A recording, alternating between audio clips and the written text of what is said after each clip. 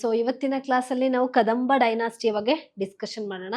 So Kadamba dynasty ಅಂತ ಹೇಳಿದಾಗ ಕನ್ನಡ ನಾಡನ್ನ ಆಳ್ವಿಕೆ ಮಾಡಿದಂತ ಮೊದಲ ರಾಜವಂಶ. ಅಂದ್ರೆ ನಾವು ಇದಕ್ಕೂ ಹಿಂದೆ ಯಾವ್ದಾದ್ರು ಡೈನಾಸ್ಟಿ ಆಳ್ವಿಕೆ ಮಾಡಿತ್ತಾ ಅಂದ್ರೆ ಇಸ್ ಡೆಫಿನೆಟ್ಲಿ ಮೌರ್ಯರು ಮತ್ತೆ ಶಾತವಾಹನರು ಇದರ ಕದಂಬರಿಗೂ ಹಿಂದೆನೆ ಆಳ್ವಿಕೆ ಮಾಡ್ತಾರೆ. ಆದರೆ ಕನ್ನಡ ಮೂಲದವರೇ ಯಾರು ಅಂತ ಹೇಳಿದ್ರೆ ಈ ಕದಂಬ ಡೈನಾಸ್ಟಿ, ಕದಂಬರು ಅಂತ ಹೇಳಿ ಅಂದ್ರೆ ಕನ್ನಡದ ಮೂಲದವರು ಇವರು ಅಂತ ಹೇಳಿ. ಆದ್ರೆ ಏನು ಈ ಕರ್ನಾಟಕವನ್ನ ಮೊದಲೇ ಬರ್ತಕ್ಕಂಥ ಡೈನಾಸ್ಟಿಗಳು ಅಂದ್ರೆ ಮೌರ್ಯರು, ಅದರಲ್ಲೂ ನಂದರು ಮತ್ತೆ ಶಾತವಾಹನರು ಬರ್ತಾರೆ. ಆದ್ರೆ ಕನ್ನಡ ನಾಡನ್ನೇ, ಕನ್ನಡ ಭಾಷೆಯನ್ನೇ ಇಟ್ಕೊಂಡು ಆಳ್ವಿಕೆ ಮಾಡಿದಂತ ಒಂದು ರಾಜವಂಶ ಯಾವುದು ಅಂದ್ರೆ ಅದು ಕದಂಬರು ಅಂತ ಹೇಳಿ. ಈ ಕದಂಬರು ಅಂತ ಹೇಳಿದಾಗ ಸುಮಾರು 345ರಿಂದ 525ರವರೆಗೆ ಈ ಕದಂಬ ಡೈನಾಸ್ಟಿ ಅಂತಕ್ಕಂಥದ್ದು ಆಳ್ವಿಕೆ ಮಾಡುತ್ತೆ. ಅಂದರೆ ಸುಮಾರು ಒಂದು 250 ವರ್ಷಗಳ ಕಾಲ ಈ ಕದಂಬ ಸಾಮ್ರಾಜ್ಯ ಆಳ್ವಿಕೆಯನ್ನ ಮಾಡುತ್ತೆ. ಸೊ ವೆರಿ ಇಂಟ್ರೆಸ್ಟಿಂಗ್ ಆಗಿ ನಮ್ಗೆ ಬರ್ತಾ ಹೋಗುತ್ತೆ ಯಾರು ಇದನ್ನ ಸ್ಥಾಪನೆ ಮಾಡ್ತಾರೆ ಕದಂಬ ಡೈನಾಸ್ಟಿಯನ್ನ. ಸೊ ಇದರ ಕದಂಬ ಡೈನಾಸ್ಟಿ ಎಲ್ಲಿಂದ ಎಲ್ಲಿಯವರೆಗೆ ಇವರು ತಮ್ಮ ಸಾಮ್ರಾಜ್ಯವನ್ನ ವಿಸ್ತಾರ ಮಾಡಿದ್ರು, ಇವರು ಕಲೆ ಮತ್ತು ವಾಸ್ತುಶಿಲ್ಪಕ್ಕೆ ಕೊಟ್ಟಂತಹ ಕೊಡುಗೆಗಳ ಬಗ್ಗೆ ನಾವೀಗ ಡಿಸ್ಕಷನ್ ಮಾಡೋಣ. ಎಸ್, ಕದಂಬರು ಅಂದ ತಕ್ಷಣ ನಮ್ಗೆ ಸುಮಾರು ಅಪ್ರಾಕ್ಸಿಮೇಟ್ ಏನಪ್ಪಾ ಅಂತ ಹೇಳಿದ್ರೆ ಒಂದು 250 ವರ್ಷಗಳ ಕಾಲ ಆಳ್ವಿಕೆಯನ್ನ ಮಾಡಿದ್ರು ಅಂತ ಹೇಳಿ ನೋಡ್ತೀವಿ. ಎಸ್, ಹಾಗಾದ್ರೆ ಈ ಕದಂಬರು ಏನಿದ್ದಾರೆ ಇವರ ರಾಜಧಾನಿಯನ್ನ ಯಾವ್ದನ್ನ ಮಾಡ್ಕೊಂಡಿದ್ರು ಅಂತ ಹೇಳಿದ್ರೆ ಬನವಾಸಿ ಅಂತಕ್ಕಂಥದ್ದು. ಅಂದ್ರೆ ನಾವು ಇವತ್ತು ಕೂಡ ಬನವಾಸಿ ಅಂತಕ್ಕಂಥ ಈ ಸ್ಥಳವನ್ನ ನೋಡ್ತೀವಿ. ಅಂದ್ರೆ ಬನವಾಸಿಯನ್ನ ಇವರು ರಾಜಧಾನಿಯಾಗಿ ಮಾಡ್ಕೊಂಡಿದ್ರು. ತದನಂತರದಲ್ಲಿ ಇವರು ಬೆಳಗಾವಿ ಜಿಲ್ಲೆಯ ಹಲಸಿಯನ್ನ ರಾಜಧಾನಿಯಾಗಿ ಮಾಡ್ಕೊಳ್ತಾರೆ. ಬನವಾಸಿ ಅಂತಕ್ಕಂಥದ್ದು ಈ ಸ್ಥಳ ಎಲ್ಲಿ ಬರತ್ತಪ್ಪ ಅಂತ ಹೇಳಿದ್ರೆ ಈ ಸ್ಥಳ ಬರ್ತಕ್ಕಂಥದ್ದು ಉತ್ತರ ಕನ್ನಡ ಜಿಲ್ಲೆಯಲ್ಲಿ ಬರ್ತಕ್ಕಂಥ ಒಂದು ಸ್ಥಳ ಇದು ಬನವಾಸಿ. ಅಂದ್ರೆ ಎಸ್, ಉತ್ತರ ಕನ್ನಡ, ಈಗ ಪ್ರೆಸೆಂಟ್ ಅದು ಉತ್ತರ ಕನ್ನಡ ಜಿಲ್ಲೆಯ ಏನ್ ಬರ್ತಕ್ಕಂಥದ್ದು ಬನವಾಸಿ ಅಂತ ಹೇಳಿ. ಶಿರಸಿಗೆ ಸಮೀಪವಾದಂತಹ ಸ್ಥಳ ಈ ಬನವಾಸಿ. ಸೊ ತದನಂತರದಲ್ಲಿ ಕದಂಬರು ಹಲಸಿಯನ್ನ ತಮ್ಮ ರಾಜಧಾನಿಯಾಗಿ ಮಾಡ್ಕೊಳ್ತಾರೆ. ಎಸ್, ರಾಜಧಾನಿಯಾಗಿ ಹಲಸಿಯನ್ನ ಇವರು ರಾಜಧಾನಿಯಾಗಿ ಮಾಡ್ಕೊಂಡ್ರು ಅಂತಕ್ಕಂಥದ್ದು. ಎಸ್, ಹಲಸಿಯನ್ನ ಇವರು ಕೊನೆಗೆ ರಾಜಧಾನಿಯಾಗಿ ಮಾಡ್ಕೊಳ್ತಾರೆ. ಅಂದ್ರೆ ಬನವಾಸಿ ಅಂದ ತಕ್ಷಣ ನಮ್ಗೆ ಏನು ವರ್ಣನೆ ಬರುತ್ತೆ ಅಂದ್ರೆ ನಮ್ಗೆ ಪಂಪ ತನ್ನ ಆದಿಪುರಾಣದಲ್ಲಿ ಬನವಾಸಿಯನ್ನ ಹೊಗಳ್ತಾನೆ. ಅಂದ್ರೆ ಇದನ್ನ ಕುಂತಲ ನಾಡು ಅಂತಾನು ಹಿಂದೆ ಕರಿತಾ ಇದ್ರು. ನಾನು ನಿನ್ನೆ ಡಿಸ್ಕಷನ್ ಮಾಡ್ತಾ ಕರ್ನಾಟಕದ ಪ್ರಾಚೀನತೆಗೆ ಬಂದಾಗ ಇದನ್ನ ನಮ್ಮ ನಾಡನ್ನ ಅಂದ್ರೆ ಕರ್ನಾಟಕವನ್ನ ಕುಂತಲ ನಾಡು ಅಂತ ಹೇಳಿ ಮಹಾಭಾರತದಲ್ಲಿ ಕರೀಲಾಗಿದೆ. ಮಹಾಭಾರತದ ಭೀಷ್ಮ ಪರ್ವದಲ್ಲಿ, ಹಾಗೆಯೇ ನಮ್ಗೆ ಏನು ಈ ಟಾಲಮಿಯ ಕೃತಿಯಾದಂತಹ ಒಂದು ಇದರಲ್ಲಿ ಆತ ಬೈಜಯಂತಿ ಅಂತ ಹೇಳಿ ವರ್ಣನೆ ಮಾಡ್ತಾನೆ. ಅದರ ಜೊತೆಗೆ ಈ ನಮ್ಮ ಬನವಾಸಿಯನ್ನ ಮೊದಲಿಗೆ ವೈಜಯಂತಿ ಅಥವಾ ಕುಂತಲ ನಾಡು ಅಂತ ಹೇಳಿ ಕರೀಲಾಗ್ತಾ ಇತ್ತು. ಇವನ್ ಕಾಳಿದಾಸ ಕೂಡ ಈ ಬನವಾಸಿಯನ್ನ ಅಂದ್ರೆ ಈ ಶಿವಮೊಗ್ಗ ಜಿಲ್ಲೆ ಅಂದ್ರೆ ಉತ್ತರ ಕನ್ನಡ ಜಿಲ್ಲೆಯಲ್ಲಿ ಬರ್ತಕ್ಕಂತಹ ಈ ಬನವಾಸಿಯನ್ನ ಕುಂತಲ ನಾಡು ಅಂತ ಹೇಳಿ ಕೂಡ ಆತ ಕೂಡ ಮೆನ್ಷನ್ ಮಾಡಿದ್ದಾನೆ. ಅಂದ್ರೆ ಬನವಾಸಿಯನ್ನ ಏನಂತ ಹೇಳಿ ನಮ್ಗೆ ಈ ಪಂಪ ವರ್ಣನೆ ಮಾಡ್ತಾನೆ ಅಂತ ಹೇಳಿದ್ರೆ ಆರಂಕುಶ ಬಿಟ್ಟಡಂ ನೆನವುದೆನ್ನ ಮನಂ ಬನವಾಸಿ ದೇಶದಂ ಅಂತ ಹೇಳ್ತಾನೆ. ಅಂದ್ರೆ ಆತ ಯಾರೇ ನನಗೆ ಭಂಗ ತಂದ್ರು, ಯಾರೇ ನನ್ಗೆ ಇದ್ ಮಾಡಿದ್ರು ನಾನು ಬನವಾಸಿ ದೇಶವನ್ನ ನೆನ್ಪು ಮಾಡ್ಕೊಳ್ತೀನಿ. ಯಾಕೆ ಅಂತ ಹೇಳಿದ್ರೆ ಮಲೆನಾಡಿನಲ್ಲಿ ಬರ್ತಕ್ಕಂಥ ಒಂದು ಸ್ಥಳ ಇದು ಬನವಾಸಿ. ಅದ್ಭುತವಾದಂತ ನಿಸರ್ಗ ಸೌಂದರ್ಯದ ತಾಣ ಅಂತ ಹೇಳಿದ್ರೆ ಬನವಾಸಿ ಆಗಿತ್ತು ಅಂತ ಹೇಳಿ. ಅದಕ್ಕೆ ಪಂಪ ಆ ರೀತಿ ವರ್ಣನೆಯನ್ನ ಮಾಡ್ತಾನೆ. ಅಂದ್ರೆ ಪಂಪನ ತಾಯಿಯ ಊರು ಈ ಬನವಾಸಿ ಆಗಿತ್ತು ಅಂತ ಹೇಳಿ. ಹಾಗಾಗಿ ಆತ ಹೇಳ್ತಾನೆ ಪಂಪ, ನಾನು ಮರಿದುಂಬಿಯಾಗಿ ಕೋಗಿಲಿಯಾಗಿ ಹುಟ್ಟೋದಾದ್ರೆ ನಾನು ಬನವಾಸಿ ದೇಶದಲ್ಲೇ ಮತ್ತೆ ಹುಟ್ತೀನಿ ಅಂತಕ್ಕಂಥದ್ದನ್ನ ಪಂಪ ಹೇಳ್ತಾನೆ ಅಂತ ಹೇಳಿದಾಗ ಹಾಗಾದ್ರೆ ಬನವಾಸಿ ಎಷ್ಟು ಒಂದು ಸೌಂದರ್ಯದ ನಾಡ ಆಗಿತ್ತು ಅಂತ ಹೇಳಿ ನಾವು ಇದರಿಂದ ತಿಳ್ಕೊಳ್ಬಹುದು ಅಂತ ಹೇಳಿ. ಎಸ್, ಹಾಗಾದ್ರೆ ನಮ್ಗೆ ಈ ಬನವಾಸಿ ಅಂತಕ್ಕಂಥದ್ದನ್ನ ಇವರು ಕದಂಬರು ಈ ಸ್ಥಳವನ್ನೇ ತಮ್ಮ ರಾಜಧಾನಿಯಾಗಿ ಮಾಡಿಕೊಂಡು ಆಳ್ವಿಕೆಯನ್ನ ಮಾಡ್ತಕ್ಕಂಥದ್ದು ನೋಡ್ತೀವಿ. ಹಲವು ವೈಶಿಷ್ಟ್ಯಗಳಿಂದ ಕೂಡಿದಂತಹ ನಾಡು ಬನವಾಸಿ ಆಗಿತ್ತು ಅಂತಕ್ಕಂಥದ್ದು. ಎಸ್, ಹಾಗಾದ್ರೆ ಈ ಕದಂಬ ವಂಶವನ್ನ ಯಾರು ಸ್ಥಾಪನೆ ಮಾಡಿದ್ರು ಅಂತಕ್ಕಂಥದ್ದನ್ನ ನಾವು ನೋಡೋಣ.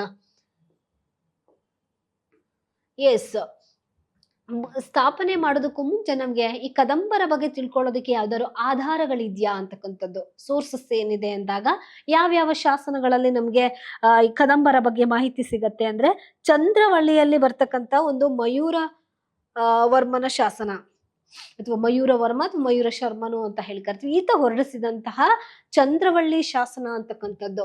ಸೊ ಇದು ಪ್ರಾಕೃತ ಭಾಷೆಯಲ್ಲಿ ಕಂಡು ಬರುತ್ತೆ. ಅಂದ್ರೆ ಇವಾಗ ಪ್ರೆಸೆಂಟ್ ಚಿತ್ರದುರ್ಗ ಜಿಲ್ಲೆಯಲ್ಲಿ ಕಂಡು ಬರತಕ್ಕಂಥದ್ದು ಚಂದ್ರವಳ್ಳಿ ಶಾಸನ ಅಂತಕ್ಕಂಥದ್ದು. ಇದನ್ನ ಮಯೂರ ವರ್ಮ ಹೊರಡಿಸ್ತಾನೆ. ಇದು ಪ್ರಾಕೃತ ಭಾಷೆಯಲ್ಲಿದೆ. ನಮ್ಗೆ ಇನ್ಸ್ಕ್ರಿಪ್ಷನ್ ಶಾಸನಗಳಿಗೆ ಬಂದಾಗ ಈ ಶಾಸನಗಳು ಯಾವ ಭಾಷೆಯಲ್ಲಿದೆ ಅಂತಕ್ಕಂಥದ್ದನ್ನ ಕೇಳ್ತಾರೆ. ಸೊ ಹಾಗಾಗಿ ವೆರಿ ಇಂಪಾರ್ಟೆಂಟ್ ನಮ್ಗೆ ಯಾವ ಭಾಷೆಗಳಲ್ಲಿ ಯಾವ್ಯಾವ ಶಾಸನಗಳಿದಾವೆ ಅಂತಕ್ಕಂಥದ್ದು. ಚಂದ್ರವಳ್ಳಿ ಶಾಸನ ಮಯೂರ ವರ್ಮ ಹೊರಡಿಸಿರ್ತಕ್ಕಂಥದ್ದು ಪ್ರಾಕೃತ ಭಾಷೆಯಲ್ಲಿ ಕಂಡುಬರುತ್ತೆ. ಹಾಗೆ ತಾಳಗುಂದ ಶಾಸನ, ಇದು ಶಿವಮೊಗ್ಗ ಜಿಲ್ಲೆ ಶಿಕಾರಿಪುರ ತಾಲೂಕಿನ ನಲ್ಲಿ ಬರ್ತಕ್ಕಂತಹ ಒಂದು ಸ್ಥಳ ತಾಳಗುಂದ. ಸೊ ಆ ಸ್ಥಳದಲ್ಲಿ ಬಂದಿರೋದ್ರಿಂದ ಇದನ್ನ ನಾವು ತಾಳಗುಂದ ಶಾಸನ ಅಂತ ಹೇಳಿ ಕರಿತೀವಿ. ಸೊ ಈ ಶಾಸನವನ್ನ ಹೊರಡಿಸಿರೋದು ಯಾರು ಅಂತ ಹೇಳಿದ್ರೆ ಶಾಂತಿವರ್ಮ ಅಂತಕ್ಕಂಥವನು ಈ ಶಾಸನವನ್ನ ಹೊರಡಿಸ್ತಾನೆ. ಇದು ಯಾವ ಭಾಷೆಯಲ್ಲಿ ಕಂಡುಬರುತ್ತೆ ಅಂದ್ರೆ ಸಂಸ್ಕೃತದಲ್ಲಿದೆ ಈ ಶಾಸನ. ಸೊ ಸಂಸ್ಕೃತದಲ್ಲಿರ್ತಕ್ಕಂಥದ್ದು ಈ ಶಾಸನ ಆಗಿರುತ್ತೆ.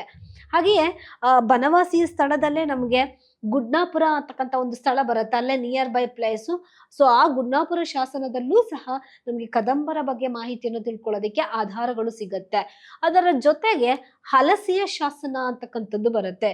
ಇದೇನು ಹಲಸಿ ಶಾಸನ ಅಂದ್ರೆ ಬೆಳಗಾವಿ ಜಿಲ್ಲೆಯಲ್ಲಿ ಬರ್ತಕ್ಕಂಥ ಒಂದು ಸ್ಥಳ ಹಲಸಿ ಅಂತಕ್ಕಂಥದ್ದು. ಈ ಶಾಸನವನ್ನ ಯಾರು ಹೊರಡಿಸಿದ್ದಾರೆ ಅಂದ್ರೆ ಕಾಕುತ್ಸ ವರ್ಮ. ಸೊ ಕಾಕುತ್ಸ ವರ್ಮ ಹೊರಡಿಸಿದಂತ ಶಾಸನ ಹಲಸಿಯ ಶಾಸನ ಆಗಿರುತ್ತೆ. ಇದು ಕನ್ನಡ ಭಾಷೆಯಲ್ಲಿ ಇರ್ತಕ್ಕಂತಹ ಶಾಸನ ಆಗಿರುತ್ತೆ. ಸೊ ಇದು ನಮ್ಗೆ ಬೆಳಗಾವಿ ಜಿಲ್ಲೆಯಲ್ಲಿ ಬಂದಿರುವಂತದ್ದು. ಹಲಸಿಯಲ್ಲಿ ನಮಗೆ ಕೆಲವು ಕದಂಬರ ಕಾಲದ ದೇವಾಲಯಗಳು, ಜೈನ ಬಸದಿಗಳು ಸಿಗತ್ತೆ. ಅದರ ಜೊತೆಗೆ ಇಲ್ಲಿ ಹಲಸಿ ಶಾಸನ ಅಂದ್ರೆ ಕಾಕುತ್ಸ ವರ್ಮ ಹೊರಡಿಸಿದಂತಹ ಶಾಸನ. ಸೊ ಈ ಶಾಸನದಿಂದ ನಾವು ಕದಂಬರ ಬಗ್ಗೆ ತಿಳ್ಕೊಳ್ಳೋದಕ್ಕೆ ಮಾಹಿತಿ ಸಿಗತ್ತೆ ಅಂತಕ್ಕಂಥದ್ದು. ಇನ್ನೊಂದು ಹಲ್ಮಿಡಿ ಶಾಸನ. ಸೊ ನಮ್ಗೆಲ್ಲರಿಗೂ ಗೊತ್ತಿರೋ ಹಾಗೇನೆ ಹಾಸನ ಜಿಲ್ಲೆಯ ಹಲ್ಮಿಡಿಯಲ್ಲಿ ಸಿಕ್ಕಿರ್ತಕ್ಕಂಥ ಕ್ರಿಸ್ತ ಶಕ 450ರಲ್ಲಿ ಸಿಕ್ಕಿರ್ತಕ್ಕಂಥದ್ದು, ಅಂದ್ರೆ 5ನೇ ಶತಮಾನದಲ್ಲಿ. ಸೊ ಈ ಶಾಸನ ಕೂಡ ನಮ್ಗೆ ಕನ್ನಡದ ಬಗ್ಗೆ ತಿಳ್ಕೊಳ್ಳೋದಕ್ಕೆ ಮಾಹಿತಿ ಸಿಗತ್ತೆ. ಅದರಲ್ಲೂ ಕನ್ನಡದಲ್ಲಿ ಇರ್ತಕ್ಕಂತಹ ಶಾಸನ, ಕನ್ನಡ ಲಿಪಿಯಲ್ಲಿ ಸಿಕ್ಕಿರ್ತಕ್ಕಂತಹ ಶಾಸನ ಈ ಹಲ್ಮಿಡಿ ಶಾಸನ ಅಂತಕ್ಕಂಥದ್ದು. ಇದು ಸಹ ನಮ್ಗೆ ಕದಂಬರ ಬಗ್ಗೆ ಮಾಹಿತಿಯನ್ನು ನೀಡುತ್ತೆ. ಅದರ ಜೊತೆಗೆ ಬೀರೂರು ಕಾಪರ್ ಪ್ಲೇಟ್ಸ್ ಅಂತ ಹೇಳಿ, ಅಂದ್ರೆ ಬೀರೂರು ಅಂತಕ್ಕಂಥ ಒಂದು ಸ್ಥಳದಲ್ಲಿ ನಮ್ಗೆ ಶಾಂತಿವರ್ಮನ ಬಗ್ಗೆ ಮಾಹಿತಿಯನ್ನು ನೀಡುತ್ತೆ. ಸೊ ಬೀರೂರು ತಾಮ್ರಪಟ ಶಾಸನ ಅಂತ ಹೇಳಿ ಕರಿತೀವಿ. ಇದು ಸಹ ನಮ್ಗೆ ಕದಂಬರ ಬಗ್ಗೆ ಮಾಹಿತಿಯನ್ನ ಕೊಡುತ್ತೆ. ಸೊ ಇದಿಷ್ಟು ನಮ್ಗೆ ಕದಂಬರ ಬಗ್ಗೆ ಮಾಹಿತಿಯನ್ನು ನೀಡ್ತಕ್ಕಂತಹ ಶಾಸನಗಳಾಗಿರುತ್ತೆ. ಎಸ್, ಹಾಗಾದ್ರೆ ನೆಕ್ಸ್ಟ್ ಒನ್ ನಮ್ಗೆ ಕದಂಬರು ಅಂತ ಹೇಳಿ ಬಂದಾಗ ಕರ್ನಾಟಕವನ್ನ ಆಳಿದಂತ ಮೊಟ್ಟ ಮೊದಲ ಮನೆತನವೇ ಈ ಕದಂಬರು ಅಂತ. The first indigenous dynasty. ಕರ್ನಾಟಕದ ಮೂಲದವರು ಯಾರು ಆಳ್ವಿಕೆ ಮಾಡಿದ್ದಾರೆ ಮೊದಲು ಅಂತ ಹೇಳಿದ್ರೆ ನಮ್ಮ ಕದಂಬರು ಅಂತಕ್ಕಂಥವ್ರು. ಹಾಗಾದ್ರೆ ಈ ಕದಂಬರು ಎಲ್ಲ ಆಳ್ವಿಕೆ ಮಾಡ್ತಾರೆ ಇವರು. ಇದು ಎಲ್ಲಿ ಬರುತ್ತೆ ಈ ಡೈನಾಸ್ಟಿ, ಎಲ್ಲಿ ಎಸ್ಟಾಬ್ಲಿಷ್ ಆಯ್ತು ಅಂದ್ರೆ ಉತ್ತರ ಕನ್ನಡ ಜಿಲ್ಲೆಯ ಏನು ವರದಾ ನದಿ ಅಂತಕ್ಕಂತಹ ಒಂದು ದಡದಲ್ಲಿ ಈ ಡೈನಾಸ್ಟಿ ಸ್ಥಾಪನೆ ಆಗುತ್ತೆ. ಸೊ ಉತ್ತರ ಕನ್ನಡ ಜಿಲ್ಲೆ ವರದಾ ನದಿ, ಇಲ್ಲೊಂದು ವರದಾ ನದಿ ಅಂತಕ್ಕಂಥದ್ದು, ಅಂದ್ರೆ ಉತ್ತರ ಕನ್ನಡ ಜಿಲ್ಲೆ ಇಲ್ಲಿ ಸಾಗರ ಸೊರಬ ಈ ಸ್ಥಳದಲ್ಲಿ ಬರ್ತಕ್ಕಂಥದ್ದು ಒಂದು ವರದಾ ನದಿ ಹರಿಯುತ್ತೆ. ಈ ಸ್ಥಳದಲ್ಲೇ ಬರ್ತಕ್ಕಂಥದ್ದು ಯಾವುದು ಅಂತ ಹೇಳಿದ್ರೆ ಈ ಬನವಾಸಿ. ಸೊ ಇಲ್ಲಿ ಇವರು ಅದನ್ನ ಮೊದಲಿಗೆ ಏನಂತ ಹೇಳಿ ಕರೀತದ, ವೈಜಯಂತಿಪುರ ಅಂತಾನೂ ಕೂಡ ಬನವಾಸಿಯನ್ನ ಕರಿತಾ ಇದ್ರು. ಅಂದ್ರೆ ಯಾಕೆ ಹಾಗೆ ಅಂದ್ರೆ ವೈಜಯಂತಿ ಅಥವಾ ಬನವಾಸಿ ಅಂದ್ರೆ ಬನವಾಸಿ ಪದ ಏನಿದೆ ಇದು ವನವಾಸ ಅಂತಕ್ಕಂಥದ್ದು ಪದದಿಂದ ಬಂದಿದೆ. ಅಂದ್ರೆ ಈ ಸ್ಥಳ ಏನಿದೆ ಬನವಾಸಿ ಹೆಚ್ಚು ಅಗಾಧವಾದಂತಹ ಫಾರೆಸ್ಟ್ ಅನ್ನು ಒಳಗೊಂಡಿದೆ. ಇಲ್ಲಿ ಹೆಚ್ಚು ಕಾಡನ್ನ ಒಳಗೊಂಡಿರ್ತಕ್ಕಂತಹ ಸ್ಥಳ. ಸೊ ಇಲ್ಲಿ ಏನು ವಾಸಿಸ್ತಕ್ಕಂತ ಜನರನ್ನ ವನವಾಸ ಅಂತ ಹೇಳಿ ಕರಿತಾ ಇದ್ರು. ಸೊ ಹೆಚ್ಚು ತಿಕ್ ಫಾರೆಸ್ಟ್ ಅನ್ನ ಈ ಸ್ಥಳ ಒಳಗೊಂಡಿತ್ತು ಹಿಂದೆ, ಈಗಲ್ಲ ಪ್ರೆಸೆಂಟ್, ಬಟ್ ಅವತ್ತಿನ ಕಾಲಘಟ್ಟದಲ್ಲಿ. ಸೊ ಹಾಗಾಗಿ ಆ ಸ್ಥಳವನ್ನ ಅಂದ್ರೆ ಕಾಡಿನಲ್ಲಿ ವಾಸವಾಗಿರ್ತಕ್ಕಂಥ ಜನರನ್ನ ವನವಾಸ ಅಂತ ಹೇಳಿ ಕರಿತಾ ಇದ್ರು. ಸೊ ಅದು ಕೊನೆಗೆ ಬನವಾಸಿ ಆಗತ್ತೆ. ಸೊ ಈ ಸ್ಥಳದಲ್ಲಿ ಒಂದು ಡೈನಾಸ್ಟಿ ಹುಟ್ಕೊಳ್ಳತ್ತೆ. ಹಾಗಾದ್ರೆ ಯಾಕೆ ಹುಟ್ಕೊಳ್ತು, ಯಾರು ಸ್ಥಾಪನೆ ಮಾಡಿದ್ರು ಅಂತ ಹೇಳಿ ಸೊ ನಾವು ನೋಡೋಣ ಮುಂದೆ. ಹಾಗಾದ್ರೆ ಇವರು ಸುಮಾರು ಅಪ್ರಾಕ್ಸಿಮೇಟ್ 250 ವರ್ಷಗಳ ಕಾಲ ಈ ಡೈನಾಸ್ಟಿ ಅಂದ್ರೆ ಕದಂಬರು ಆಳ್ವಿಕೆಯನ್ನ ಮಾಡ್ತಾರೆ.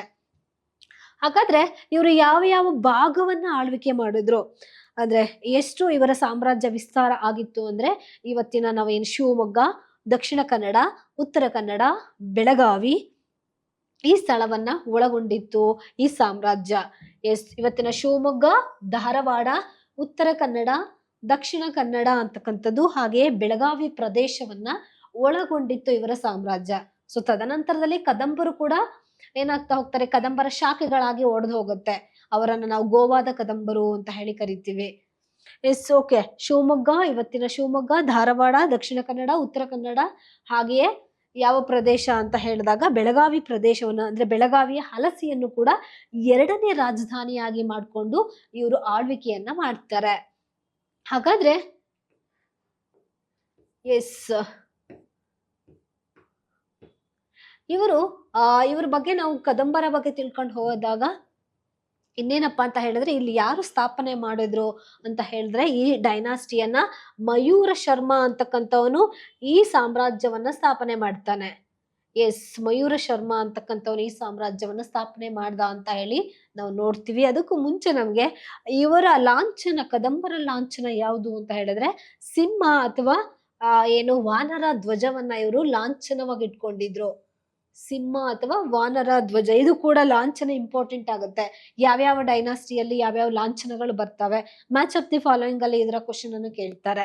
ಸೊ ಹಂಗಾಗಿ ಇವರ ಲಾಂಛನ ಕದಂಬರ್ದು ಯಾವುದು ಅಂತ ಹೇಳಿದ್ರೆ ಸಿಂಹ ಅಥವಾ ವಾನರ ಧ್ವಜ.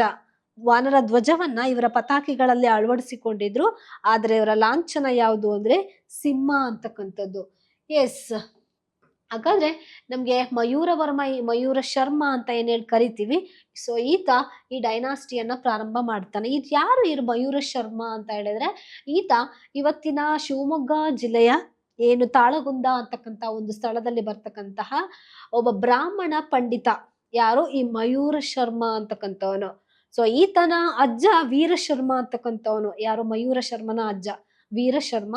ಈತನ ತಂದೆ, ಈ ಮಯೂರ ಶರ್ಮನ ತಂದೆ ಯಾರು ಅಂತ ಹೇಳಿದ್ರೆ ಬಂಧು ಸೇನಾ ಅಂತಕ್ಕಂಥವ್ರು. ಸೊ ಬಂಧು ಸೇನಾ ಈತನ ತಂದೆ ಆಗಿರ್ತಾನೆ.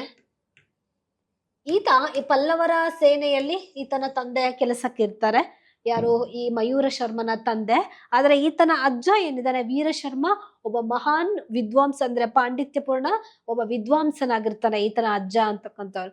ಹೀಗೆ ಈ ಮಯೂರ ಶರ್ಮನ ವಿದ್ಯಾಭ್ಯಾಸ ಮುಗಿಯುತ್ತೆ. ಆದ್ರೆ ಮಯೂರ ಶರ್ಮನಿಗೆ ಏನಪ್ಪಾ ಅಂದ್ರೆ ಹೈಯರ್ ಎಜುಕೇಶನ್ ಅನ್ನ ಮಾಡ್ಬೇಕು, ಉನ್ನತ ವಿದ್ಯಾಭ್ಯಾಸವನ್ನ ಮಾಡ್ಬೇಕು ಅಂತ ಹೇಳಿ ಈ ಮಯೂರ ಶರ್ಮ ಅನ್ಕೊಳ್ತಾನೆ.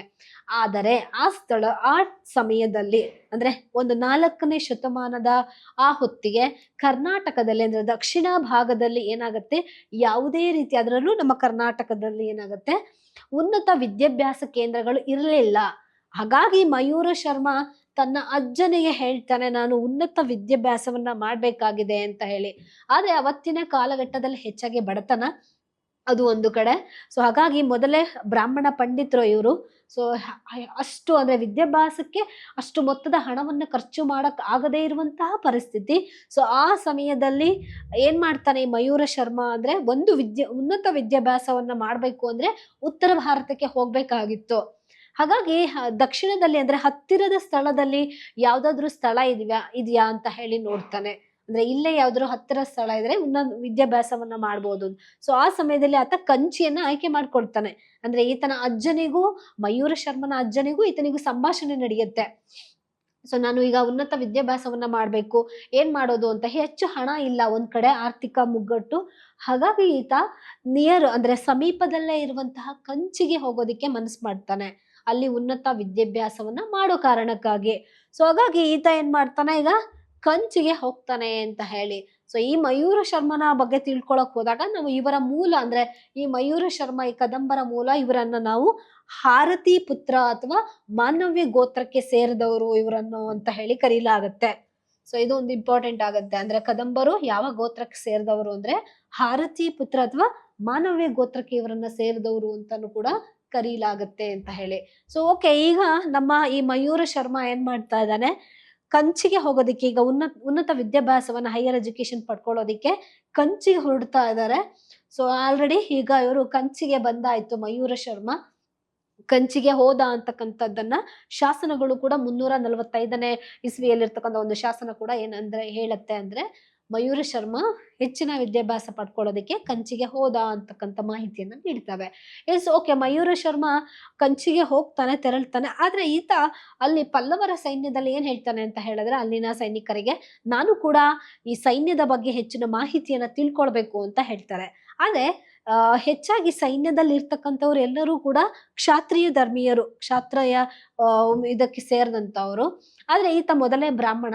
ಸೊ ಹಾಗಾಗಿ ಪಲ್ಲವರ ಸೈನ್ಯದಲ್ಲಿದ್ದಂತ ಕೆಲವು ಸೈನಿಕರು ನಕ್ಕು ಬಿಡ್ತಾರೆ, ನೀನು ಮೊದಲೇ ಬ್ರಾಹ್ಮಣ, ಪಾಂಡಿತ್ಯವನ್ನ ಬಿಟ್ಟು ವೇದ ಅಧ್ಯಯನವನ್ನ ಬಿಟ್ಟು ಹೋಗಿ ಹೋಗಿ ಸೈನ್ಯಕ್ಕೆ ಬರ್ತೀಯ ಅಂತೀಯ, ಸೈನ್ಯವನ್ನ ಕಲಿಬೇಕಂತಿದ್ಯಲ್ಲ ಅಂತ ಹೇಳಿ ಆತನನ್ನ ಅವಮಾನ ಪಡಿಸ್ತಾರೆ. ಸೊ ಈ ಅವಮಾನದಿಂದ ಕೋಪಿತನಾದಂತಹ ಈ ಮಯೂರ ಶರ್ಮ ಏನ್ ಮಾಡ್ತಾನೆ, ಪಲ್ಲವರ ಮೇಲೆ ಸೇಡನ್ನ ತೀರ್ಸ್ಕೊಳ್ಳೋದಿಕ್ಕಾಗಿ ಕಂಚಿಯನ್ನ ಬಿಟ್ಟು ಬರ್ತಾನೆ. ತನ್ನ ಅಜ್ಜನನ್ನ ಕರ್ಕೊಂಡು ಹೋಗಿರ್ತಾನೆ ಈತ ಹೆಚ್ಚಿನ ವಿದ್ಯಾಭ್ಯಾಸ ಮಾಡ್ಕೊಳ್ಳೋದಿಕ್ಕೆ.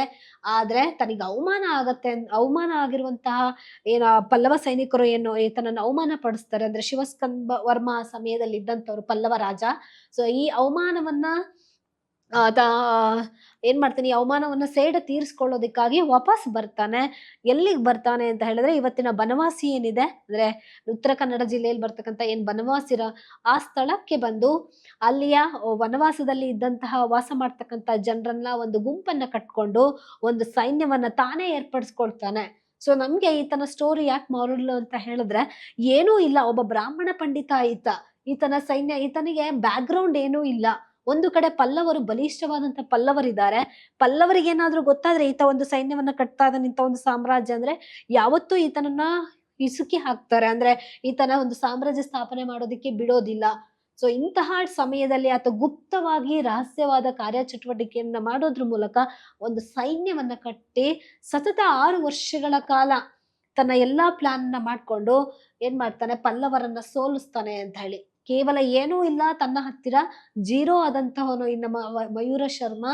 ಸೊ ಆದ್ರೆ ತನ್ನ ಅದಮ್ಯವಾದ ಉತ್ಸಾಹ ಇದನ್ನೆಲ್ಲ ಬಳಸ್ಕೊಂಡು ಆತ ಪಲ್ಲವರನ್ನ ಬಗ್ಗು ಬಡಿತಾನೆ ಅಂತ ಹೇಳಿ. ಸೊ ಇದರಿಂದ ಪಲ್ಲವರನ್ನ ಬಗ್ಬಡಿಯೋದ್ರಿಂದ ಕೊನೆಗೆ ಏನಾಗತ್ತೆ, ಪಲ್ಲವರು ಈತನ ಸಾರ್ವಭೌಮತ್ವವನ್ನ ಒಪ್ಕೊಳ್ಬೇಕಾಗತ್ತೆ. ಸೊ ಓಕೆ, ಇಲ್ಲಿಗೆ ಆತ ಏನ್ ಮಾಡ್ತಾನೆ, ತನ್ನದೇ ಆದಂತ ಒಂದು ಸ್ವತಂತ್ರವಾದ ಸಾಮ್ರಾಜ್ಯವನ್ನ ಸ್ಥಾಪನೆ ಮಾಡ್ತಾನೆ. ಸೊ ಇದು ಎಲ್ಲರಿಗೂ ಕೂಡ ವಿದ್ಯಾರ್ಥಿಗಳಿಗೆ ಒಂದು ಮಾರಲ್ ಸ್ಟೋರಿ ನಮ್ಮ ಮಯೂರ ಶರ್ಮಾ ಅಂತಕ್ಕಂಥವ್ರು. ಸೊ ಕನ್ನಡದಲ್ಲೂ ಕೂಡ ಈತನ ಬಗ್ಗೆ ಮೂವಿ ಇರ್ತಕ್ಕಂಥದ್ದನ್ನು ನಾವು ಗಮನಿಸ್ತೀವಿ, ಮಯೂರ ಶರ್ಮಂದು ಅಂತಕ್ಕಂಥದ್ದು. ಸೊ ನೀವು ಮಯೂರ ಶರ್ಮನ ಮೂವಿಯನ್ನು ಕೂಡ, ಕದಂಬರ ಬಗ್ಗೆ ತಿಳ್ಕೊಳ್ಬೇಕು ಅಂದ್ರೆ ಹೆಚ್ಚು ಡೀಟೇಲ್ ಆಗಿ ಆ ಮೂವಿಯಲ್ಲೂ ಕೂಡ ನಮ್ಗೆ ಬರುತ್ತೆ. ಸೊ ಅಂದ್ರೆ ಅವಮಾನವನ್ನೇ ಮೆಟ್ಟಿಲಾಗಿ ಬಳಸ್ಕೊಂಡು ಒಂದು ಸಾಮ್ರಾಜ್ಯವನ್ನ ಸ್ಥಾಪನೆ ಮಾಡಿದಂಥವನೇ ಈ ನಮ್ಮ ಮಯೂರ ಶರ್ಮಾ ಅಂತಕ್ಕಂಥವನು. ಎಸ್, ಹಾಗಾಗಿ ಈತ ಒಂದು ಸಾಮ್ರಾಜ್ಯವನ್ನಂದ್ರೆ ಅಂತ ಪಲ್ಲವರನ್ನೇ ಬಗ್ಗು ಬಡಿದ. ಸೊ ಈಗ ಕುಂತಲ ನಾಡು ಅಂದ್ರೆ ಬನವಾಸಿಯನ್ನ ತನ್ನ ರಾಜಧಾನಿಯಾಗಿ ಮಾಡ್ಕೊಳ್ತಾನೆ. ಯಾಕೆಂದ್ರೆ ಅಲ್ಲಿನ ಜನರು ಈತನಿಗೆ ಸಪೋರ್ಟ್ ಮಾಡಿರ್ತಾರೆ. ಸೊ ಹಾಗಾಗಿ ಅದೇ ಸ್ಥಳವನ್ನ ಆಯ್ಕೆ ಮಾಡ್ಕೊಳ್ತಾನೆ ಈತ, ಬನವಾಸಿಯನ್ನ ತನ್ನ ರಾಜಧಾನಿಯಾಗಿ ಮಾಡ್ಕೊಳ್ತಾನೆ. ಯಾಕೆಂದ್ರೆ ಈತನ ಊರು ಎಲ್ಲಿ ಬರುತ್ತೆ ಅಂದ್ರೆ ಶಿವಮೊಗ್ಗ ಜಿಲ್ಲೆ ತಾಳಗುಂದ ಗ್ರಾಮ ಈತನದು ಸ್ವತಃ ಊರಾಗಿರುತ್ತೆ. ಆದ್ರೆ ಈಗ ಏನ್ ಮಾಡ್ತಿದ್ದಾನೆ ಅಂತ, ಬನವಾಸಿಯನ್ನ ರಾಜಧಾನಿಯಾಗಿ ಮಾಡ್ಕೊಳ್ತಾನೆ. ಯಾಕೆಂದ್ರೆ ಅಲ್ಲಿನ ಸೈನಿಕರನ್ನ ಈತ ಒಟ್ಟುಗೂಡಿಸ್ಕೊಂಡಿರ್ತಾನಲ್ವಾ. ಸೊ ಆ ಕಾರಣಕ್ಕಾಗಿ ಅದನ್ನ ರಾಜಧಾನಿಯಾಗಿ ಮಾಡ್ಕೊಂಡು ಸುಮಾರು ಒಂದು 20 ವರ್ಷಗಳ ಕಾಲ ಈತ ಆಳ್ವಿಕೆಯನ್ನ ಮಾಡ್ತಾನೆ ಈ ನಮ್ಮ ಮಯೂರ ಶರ್ಮಾ ಅಂತಕ್ಕಂಥವನು. ಸೊ ಓಕೆ, ಈತನ ಸಾರ್ವಭೌಮತ್ವವನ್ನ ಪಲ್ಲವರು ಒಪ್ಕೊಳ್ಬೇಕಾಗತ್ತೆ.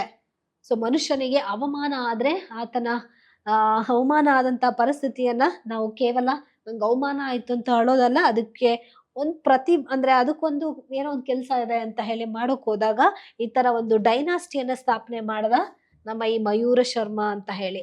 ಸೊ ಎಸ್, ಹಾಗಾದ್ರೆ ಈ ಮಯೂರ ಶರ್ಮಾ ಅಂತಕ್ಕಂಥವನು ಇನ್ನೊಂದು ಯಾಕೆ ಈತನ ಕಾಲಘಟ್ಟದಲ್ಲಿ ಇನ್ನೊಂದು ಏನ್ ಮಾಡ್ತಾನೆ ಅಂದ್ರೆ, ಹೆಚ್ಚಿನ ವಿದ್ಯಾಭ್ಯಾಸಕ್ಕೆ ಆಗಿಯೇ ಈತ ಕಂಚಿಗೆ ಹೋಗಿದ್ನಲ್ವಾ. ಸೊ ಹಾಗಾಗಿ ವಿದ್ಯಾಭ್ಯಾಸಕ್ಕಾಗಿ ಹೆಚ್ಚು ಶಿಕ್ಷಣಕ್ಕೆ ಈತ ಪ್ರೋತ್ಸಾಹವನ್ನ ಕೊಡ್ತಾನೆ. ಏನ್ ಮಾಡ್ತಾನೆ ಈತ ಅಂತ ಹೇಳಿದ್ರೆ, ಉತ್ತರ ಭಾರತದಿಂದ ಕೆಲವು ವೈದಿಕ ಬ್ರಾಹ್ಮಣರನ್ನ ಕರ್ಕೊ ಬರ್ತಾನೆ. ಆ ಬ್ರಾಹ್ಮಣರನ್ನ ಕರೆದುಕೊಂಡು ಬಂದು ಇಲ್ಲಿ ತಾಳಗುಂದಕ್ಕೆ ಕರ್ಕೊಂಡು ಬಂದು ಇಲ್ಲಿ ಅವರನ್ನ ಇರಿಸಿ ಅವರಿಗೆ ಇನಾಮ್ ಭೂಮಿಯನ್ನ ನೀಡೋದ್ರ ಮೂಲಕ, ಅಂದ್ರೆ ಉಚಿತವಾಗಿ ಭೂಮಿಯನ್ನ ಕೊಡೋದ್ರ ಮೂಲಕ ಆ ಬ್ರಾಹ್ಮಣರನ್ನ ಇಲ್ಲಿ ನಿಲ್ಲಿಸ್ಬಿಟ್ಟು ಇಲ್ಲಿ ಶಿಕ್ಷಣವನ್ನ ಕೊಡಿಸ್ತಾನೆ. ಇಲ್ಲಿ 4 ವಿದ್ಯಾರ್ಥಿಗಳಿಗೆ ಒಬ್ಬ ಶಿಕ್ಷಕನಂತೆ, ಒಬ್ಬ ಗುರುವಿನಂತೆ ಇಲ್ಲಿ ವಿದ್ಯಾಭ್ಯಾಸವನ್ನ ವ್ಯವಸ್ಥೆಯನ್ನ ಮಾಡ್ಕೊಡ್ತಾನೆ ಈ ನಮ್ಮ ಮಯೂರ ಶರ್ಮಾ ಅಂತಕ್ಕಂಥವ್ರು. ಸೊ ಇದ್ರ ಮೇಲೆ ಕ್ವಶನ್ ಅನ್ನು ಕೇಳಿದ್ರು ಉತ್ತರ ಭಾರತದಿಂದ. ಯಾರು ಅಂದ್ರೆ ಬ್ರಾಹ್ಮಣರನ್ನ ಇವತ್ತಿಗೂ ಕೂಡ ಇವರನ್ನ ಹವ್ಯಕರು ಅಂತ ಹೇಳಿ ಕರೀತಾರೆ. ಅಂದ್ರೆ ಭಾರತದ ಉತ್ತರ ಭಾಗದಿಂದ ಬಂದಂತವರು ಇವರನ್ನ ಹವ್ಯಕರು ಅಥವಾ ಏನಂತ ಹೇಳಿ ಕರೀತಾರೆ, ಅಹಿಕಾರರು ಅಂತ ಹೇಳಿ. ಇವತ್ತಿಗೂ ಈ ಬ್ರಾಹ್ಮಣರನ್ನ ನಾವು ನೋಡ್ಬೋದು ಅಂತ ಹೇಳಿ, ಇವರೆಲ್ಲ ಅಲ್ಲಿಂದ ಬಂದಂತವ್ರು ಅಂತ ಹೇಳ್ತಾರೆ. ಸೊ ಇದು ಮಯೂರ ಶರ್ಮ ಮಾಡ್ತಕ್ಕಂಥದ್ದು. ಸೊ ಇಲ್ಲಿ ಆತ ಘಟಿಕಾಲಯಗಳನ್ನ, ಅಗ್ರಹಾರಗಳನ್ನ ದೇವಾಲಯಗಳಲ್ಲಿ ಈತ ಏನ್ ಮಾಡ್ತಾನೆ, ಶಿಕ್ಷಣವನ್ನ ಕೊಡೋದಕ್ಕೆ ವ್ಯವಸ್ಥೆ ಮಾಡ್ದ ಅಂತಕ್ಕಂಥದ್ದು. ಅಂದ್ರೆ ಈಗ ರೆಕಾರ್ಡ್ಸ್ ಕೂಡ ಸಿಗತ್ತೆ, ದಾಖಲೆಗಳು. ಮಯೂರ ಶರ್ಮಾ ಈ ವ್ಯವಸ್ಥೆಯನ್ನ ಮಾಡೋದಕ್ಕೆ, ಅಂದ್ರೆ ಶಿಕ್ಷಣವನ್ನ ಕೊಡೋದಕ್ಕೆ ಏನನ್ನ ವ್ಯವಸ್ಥೆ ಮಾಡ್ದ ಅಂದ್ರೆ, ಉಚಿತವಾಗಿ ಭೂಮಿಯನ್ನ ಕೊಟ್ಟಿರ್ತಕ್ಕಂತಹ, ದಾನಗಳನ್ನ ಕೊಟ್ಟಿರ್ತಕ್ಕಂತಹ ಎವಿಡೆನ್ಸ್ಗಳು ಕೂಡ ಸಿಗತ್ತೆ. ಅದನ್ನ ಇನಾಮ್ ಭೂಮಿ ಅಂತ ಹೇಳಿ ಕರಿತಾ ಇದ್ರು ಅಂತಕ್ಕಂಥದ್ದು.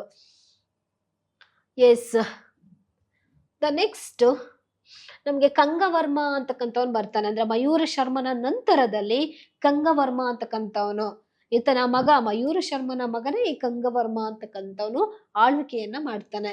ಸೊ ಈತ ತನ್ನ ರಾಜ್ಯವನ್ನ ಎಲ್ಲಿಂದ ಅಂದ್ರೆ, ಈತನ ಸಮಯದಲ್ಲಿ ವಾಕಟಕರ ಏನು ಅಂದ್ರೆ ಅವರೊಂದಿಗೆ ಹೋರಾಡ್ಬೇಕಾಗತ್ತೆ.